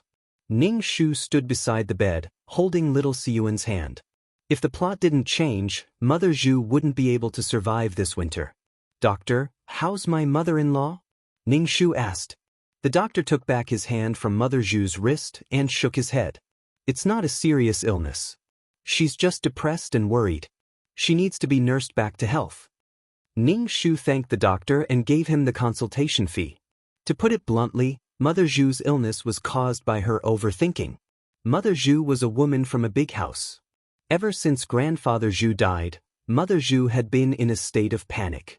Her son wasn't by her side, and she didn't have a man to rely on. Ning Shu shook his head. Mother Zhu was too weak. Zhu Su Nyang took good care of Mother Zhu and didn't let her do any heavy work. As a result, Mother Zhu overthought things when she was free. Ning Shu gave each of the women who came to help a piece of tofu to express his gratitude. The women accepted the tofu with smiles and told Ning Shu to call them if he needed anything. Ning Shu thanked them profusely. Ning Shu sat beside the bed and took Mother Zhu's pulse. The results were similar to what the doctor said. Ning Shu was speechless. Mother Zhu was depressed. Mother Zhu slowly woke up. Seeing Ning Shu beside the bed, she asked, "What's wrong with me?" "Mother, you're fine. You're just a bit weak. You'll be fine after more rest," Ning Shu said, avoiding the main point. "The doctor gave me a prescription. I'll be fine after taking it." Mother Zhu struggled to get up. Ning Shu helped her up. Mother Zhu said tiredly, "No need to take the medicine. Leave the money to Yanxiu." Since ancient times, illness had been the most frightening thing to people, because a family could very well be hollowed out. Zhu Sunyang didn't give up on Mother Zhu. She had a hard time every day and had to take care of her sick mother-in-law. The money for the medicine and Zhu Yanxiu's school fees all fell on Zhu Sunyang's shoulders. Zhu Sunyang could only make more tofu to sell. Often, she would be so tired that she would fall asleep on the millstone. During the period when Zhu Mu's mother was sick, Zhu Sunyang worked too hard and hurt her body. In the end, she died early. "It's okay. We have money to buy medicine for you." Ning Shu said, "I'll make more tofu to sell tomorrow." Mother Zhu sighed and said, "I know my own body best. Send a telegram to Yanxiu and have him come back." Ning Shu agreed and went to the post office to send a telegram to Zhu Yanxiu. Even if he sent the telegram, it was useless. Zhu Yanxiu would not come back at all. The reason was that his studies were more important and he had no time. Zhu Sunyang sent telegrams to him one after another, but Zhu Yanxiu did not respond. Before Mother Zhu died, all she wanted to do was to see her son. She kept looking at the door, but Zhu Yanxiu did not come back in the end. At that time, Zhu Yanxiu, as an ambitious young man, was marching in the streets and shouting to revitalize the Chinese nation. After sending a telegram to Zhu Yanxiu, Ning Shu took the prescription to the pharmacy to get medicine for Mother Zhu. In the plot, under such difficult conditions, Zhu Sunyang did not give up on Mother Zhu. Mother Zhu had a very good reputation in this town and was known as a virtuous daughter-in-law. However, Zhu Yanxiu still abandoned Zhu Sunyang. Ning Shu did not intend to ruin this reputation. After all, in this era, reputation was very important to women. Even if he went against Zhu Yanxiu in the future, he would be justified. Besides, he would not send money to Zhu Yanxiu anymore. The nearly 20 yuan at home and the money from selling tofu every day was enough for them to live well. After getting the medicine, Ning Shu went back to decoct the medicine for Mother Zhu. When she saw Ning Shu, the first thing Mother Zhu did was to ask Ning Shu if he had sent a telegram to Zhu Yanxiu. Ning Shu said he had. Mother Zhu only missed her son.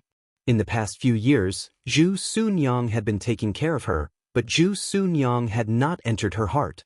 She would not lose anything if she said some nice things.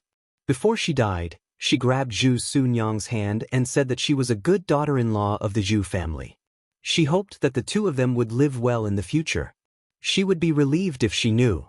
Mother Zhu was afraid that Zhu Sunyang would not take care of Zhu Yanxiu after she died and would play tricks on Zhu Sunyang before she died. Zhu Sunyang was very touched. Mother Zhu's slight approval could make her die.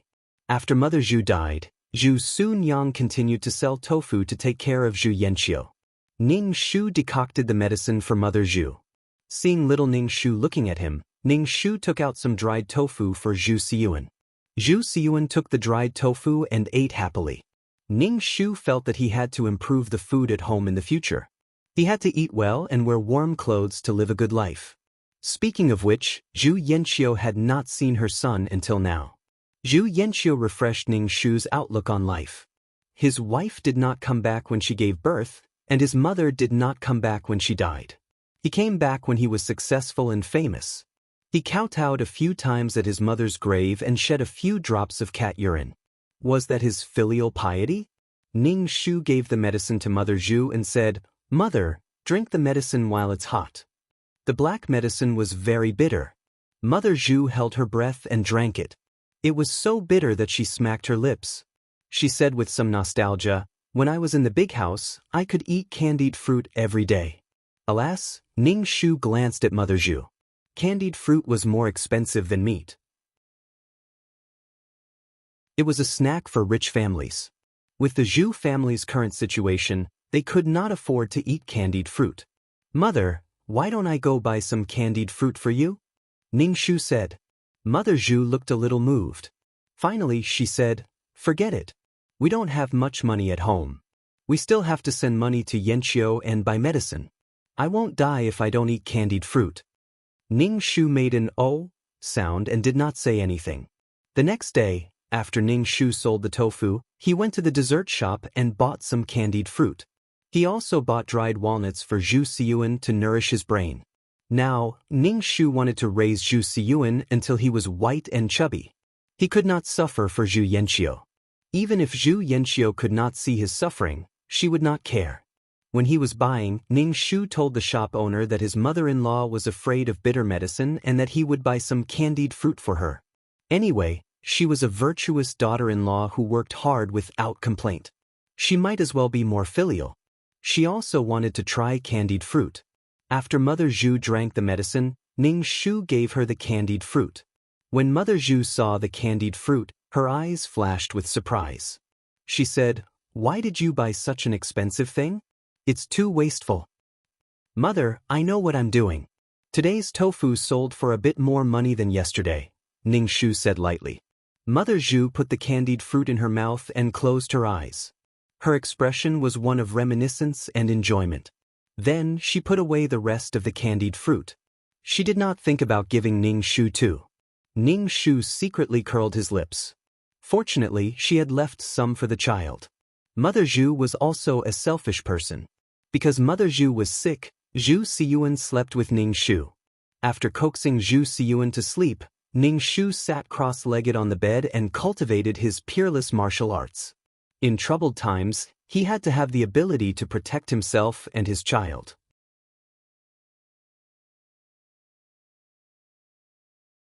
Chapter 562. After practicing the peerless martial arts for a while, Ning Shu stopped. His body was covered in sweat.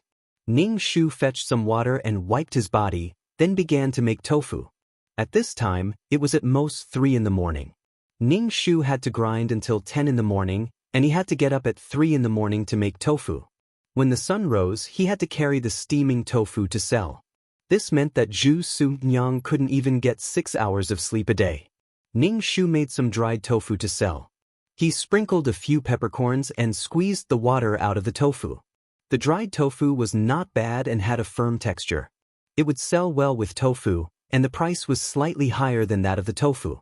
Ning Shu was about to go out with the load when Zhu Su's mother struggled to get up from the bed. She leaned against the door and said to Ning Shu, "Nyang, send a telegram to Yanqiu. I want to see him." Ning Shu saw that Zhu Su's mother's face was pale and she looked very weak. He nodded and said, "Mother, I know." After Ning Shu went out, he locked the door from the outside. There were children and patients in the house. What if a bad person got in? Maybe it was because he had practiced the peerless martial arts that his physical fitness had improved a little. He walked very quickly with the load today and felt a little more relaxed. After selling the tofu, Ning Shu went to the post office. Ning Shu, who was at the counter, said, "There's a telegram for you." Ning Shu took it and glanced at it. It was Zhu Yanqiu's reply. The content was that she was busy with her studies and couldn't take time out to go home. At the end of the letter, she asked Ning Shu to send some money and her tone wasn't good. Zhu Yanqiu was probably unhappy that he didn't send the telegram last time. Ning Shu grinned and sent a telegram to Zhu Yanqiu. The content was that her mother was very sick and wanted to see her. Come back quickly.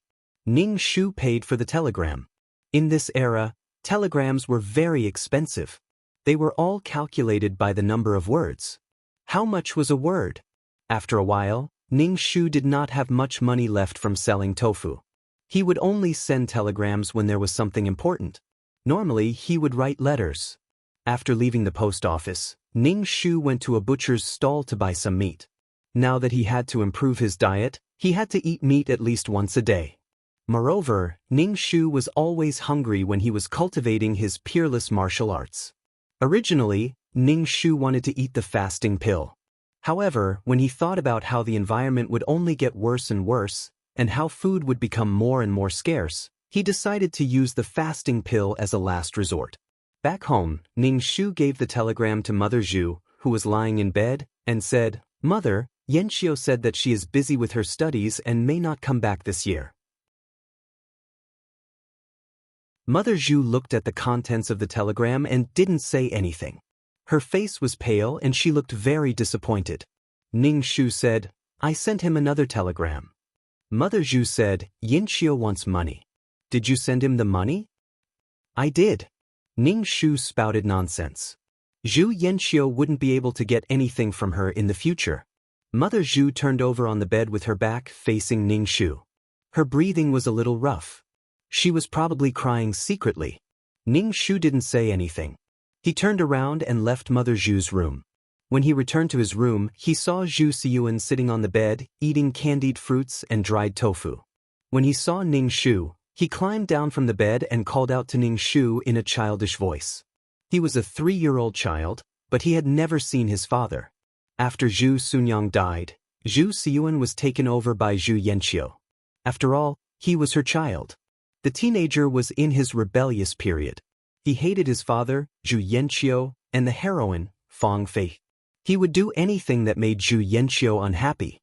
He was a hopeless child. No matter how much Zhu Yanqiu beat him, it was useless. At that time, Zhu Yanqiu was already famous. He was a high-ranking military officer and had tens of thousands of men under his command. He could be the king of a place. Zhu Siyuan's evil and destructive power was a little too great. He caused trouble everywhere with Zhu Yanqiu's power. Zhu Siyuan hated his father to the bone. His mother was devoted to him, but in return, Zhu Yanqiu abandoned her mercilessly. The father and son were enemies. They felt that they couldn't live under the same sky. They fought whenever they saw each other. There were several times when Zhu Yanqiu wanted to take out his gun and shoot him, but he couldn't do it in the end. A man who abandoned his wife and son succeeded in the end and was respected by others. Ning Shu touched Zhu Siyuan's head. Now that they were living together, he didn't care if Zhu Yanqiu died. He would let Zhu Siyuan become a good young man with dreams and ambitions. In the end, he would climb above his father and make his father bow to him. If he hated someone, he would have to climb higher than him and control his fate. Then, as Zhu Siyuan's mother, he would have to set an example for Zhu Siyuan. Wasn't Fang Feifei called a heroine? Ning Shu's days were very busy. He didn't sleep at night and used meditation to replace sleep. In the early morning, he had to wake up to make tofu. Ning Shu wanted to earn more money now and buy more food. When there was a shortage of food, even a small yellow croaker wouldn't be able to buy a steamed bun.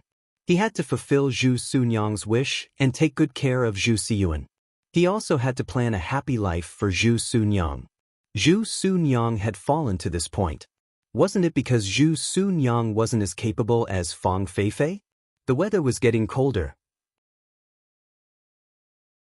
Ning Shu used money to buy cotton and cloth to make 2 winter jackets for little Siyuan and himself. The reason why he didn't make clothes for Zhu Sunyang's mother was that she was bedridden. Her condition was so serious that she couldn't get out of bed. No matter how much medicine she took, it didn't work. Although it didn't work, Ning Shu still took medicine and boiled it for Zhu Sunyang's mother. He even bought candied fruit several times. Ning Shu felt that this was because of Zhu Sunyang's mother's mentality. She couldn't bear hardships. If she could endure it, she would definitely become a blessed old lady. After all, Zhu Yanqiu would become rich in the future. Sometimes, Zhu Sunyang's mother was so sick that she was muddle-headed. She would call out Zhu Yanqiu's name. It seemed that she wouldn't be able to endure it for long. When the doctor came to see her, he told Ning Shu to prepare for her funeral. Ning Shu frequently went to the post office to send telegrams to Zhu Yanqiu, asking him to come back. Zhu Yanqiu would reply before, but later on he was probably annoyed by Ning Shu. In addition, he didn't send him money for a long time. Zhu Yanqiu was angry and didn't reply at all. Ning Shu directly said that his mother was dying and that he had to come back to send the coffin. This time, Zhu Yanqiu replied. He was very dissatisfied with Ning Shu saying that his mother was dying. Zhu Yanqiu didn't believe that his mother was dying. Zhu Yanqiu's mother was the madam of a rich family and had always been in good health. Besides, Zhu Yanqiu also knew that Zhu Sunyang was in charge of everything at home. In the end, Zhu Yanqiu said at the end of the letter, "Thank you for everything at home." Then, he said that the winter in Shanghai was very cold. The sea breeze from the Huangpu River was humid and cold. Anyway, he needed money to buy clothes. Ning Shu tore the telegram. Anyway, Zhu Yanqiu wouldn't come back no matter how much he said. Coming out of the post office, Ning Shu began to prepare the coffin and shroud. Zhu Sunyang's mother couldn't even eat now. She could only eat a little liquid food. Sometimes she couldn't even drink water. When Zhu Sunyang's mother was sober, she asked Ning Shu if Zhu Yanqiu had come back. As soon as Ning Shu said no, Zhu Sunyang's mother began to cry.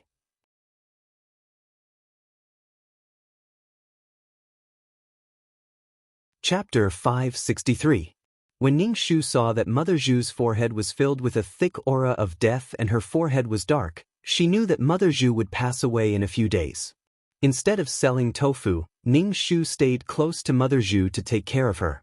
She also recorded the date of Mother Zhu's death so that the geomancer could find a good grave for her. "Sun Yang, come to me." Mother Zhu, who was so sick that she couldn't even turn over, sat up on her own. Ning Shu waved at her. Ning Shu saw that Mother Zhu's complexion was better than before she was sick. He felt creeped out and walked over to ask, "Mother, what's wrong?" Mother Zhu reached out to hold Ning Shu's hand and patted the back of Ning Shu's hand with her other hand. Ning Shu wanted to withdraw his hand, but Mother Zhu held it. How could a sick person have so much strength? "You're a good woman and a good daughter-in-law. Yanqiu is lucky to have a daughter-in-law like you. After I leave, you and Yanqiu should live well and take care of Siyuan." Mother Zhu said to Ning Shu, "Yanqiu's father and I will rest in peace if we see you happy together in the underworld." Ning Shu just said, "Mother, don't say such discouraging words. You'll get better." Mother Zhu shook her head. "I dreamed of Master last night. He came to pick me up. I know my body can't take it anymore. Promise me that you'll live well with Yanqiu." Ning Shu nodded indifferently. He wasn't agitated by Mother Zhu's words. "Mother, don't worry. I'll live well." Living well didn't necessarily mean living with Zhu Yanqiu. Mother Zhu didn't hear Ning Shu's unspoken words and nodded with satisfaction. She looked out the door again and said with longing and sadness, "I wonder how Yanqiu is doing now." Zhu Yanqiu had left home to study in Shanghai when she was 18. She was almost 21 now. No wonder Mother Zhu wanted to see what Zhu Yanqiu looked like. Ning Shu helped Mother Zhu lie down. Mother Zhu's eyes were still fixed on the door. Ning Shu stayed close to Mother Zhu and placed Zhu Siyuan, who had fallen asleep in his arms, on the bed. When he returned to Mother Zhu's room, Ning Shu saw that she was already asleep. He called out to her, but there was no response. Ning Shu placed his hand in front of Mother Zhu's nose. She was no longer breathing. Ning Shu was quite scared to die in the middle of the night. He hurriedly went out and knocked on the door of the neighbor next door, asking for help. Ning Shu's eyes were red all the time. Hearing that Mother Zhu had passed away, the neighbors saw that it wasn't easy for Ning Shu to manage the funeral alone at home, so they all came to help. With everyone's help, Zhu Mu's mother's body was moved to the hall and laid in the middle of the hall. They began to clean Zhu Mu's mother's body and put on her shroud. They worked until dawn. "Sun Yang, Zhu Yanqiu hasn't come back yet?" Ning Shu, the auntie next door, asked, "What will happen if she stays with the coffin?" Ning Shu shook his head and anxiously argued for Zhu Yanqiu. Yanqiu is too busy with her studies. Siyuan and I will stay with the coffin. The people in the hall looked at each other. In the end, an elder in the family stood up and said, "What scholar? Why didn't the old woman come back?" Ning Shu lowered his head and didn't say anything. Ning Shu and the little boy, Zhu Siyuan, were the ones staying with the coffin. They wore coarse white clothes and knelt in front of the coffin to burn paper. Zhu Siyuan was confused and didn't understand what was going on. Ning Shu spent a lot of money to hire a feng shui master to find a good grave. She also hired a chef to prepare food and wine for the relatives, friends, and elders in the family who came to pay their respects. In short, Ning Shu was in charge of all these things. He even hired a Swana team to play the drums and beat the drums. They were going to bury Zhu Mu's mother grandly. Because they needed a man to send the coffin, the only man at home was Zhu Siyuan. However, Zhu Siyuan was confused. The feng shui master told Ning Shu to hold the child. The child held a small incense burner in his hand. There was a stick of incense in the burner and it was fine as long as the incense didn't go out or the burner was knocked over. After going through the entire process of the funeral, Ning Shu carried Zhu Siyuan and walked at the front of the funeral procession. She didn't even look back as she walked to the chosen grave. Fortunately, nothing went wrong during the process. Zhu Mu's mother was successfully buried. Ning Shu watched as the soil gradually covered the coffin. Zhu Mu's mother hadn't suffered much in her life. She was the daughter of a rich family. Then she married the scholar, old Master Zhu. Her family declined, and Zhu Sunyang took care of her like she was her own mother. She probably used up all her blessings in this life. Zhu Yanqiu didn't succeed in life. After Zhu Mu's mother was buried, Ning Shu didn't send Zhu Yanqiu any more telegrams. Even if Zhu Yanqiu sent a telegram, Ning Shu would tear it up after reading it.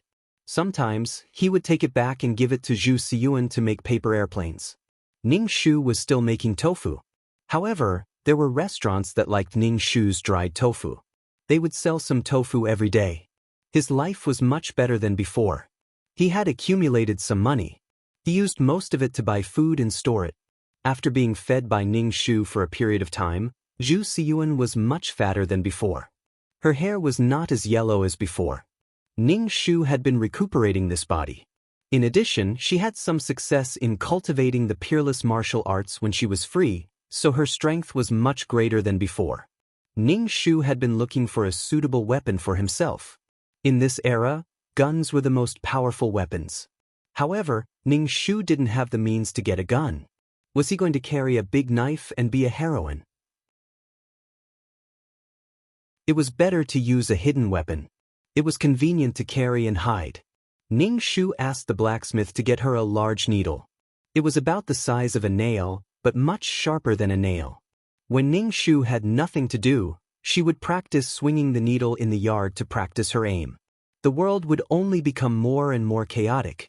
When the Japanese trampled on the land, the whole nation was wailing and struggling in pain. Ning Shu went to the pharmacy to get some medicine. He made some poisonous powder and some medicinal powder that could stop bleeding and treat external injuries. A woman and a child were both vulnerable and easy to be bullied. When he was free, Ning Shu also let Zhu Siyuan run around the yard and do the horse stance to train his body.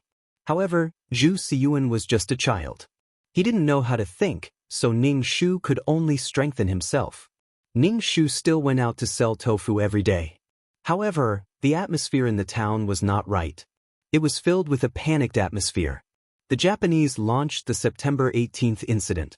Because the central government didn't resist the policy, the northeast warlord Zhang Xueliang didn't resist and retreated into the pass.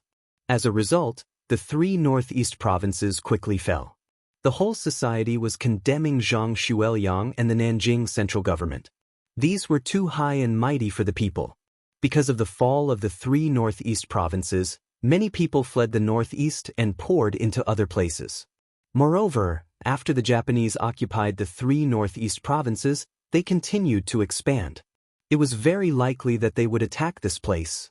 The influx of these refugees would cause a lot of chaos.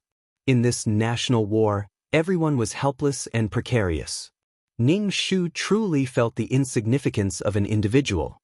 Many people in the town had already started to move. When someone took the lead to move, the others followed blindly.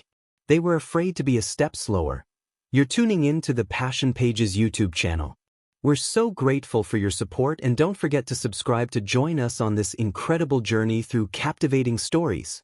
Your generosity through donations truly makes a world of difference, as it's the primary source of revenue that allows me to expand and enhance this channel for you.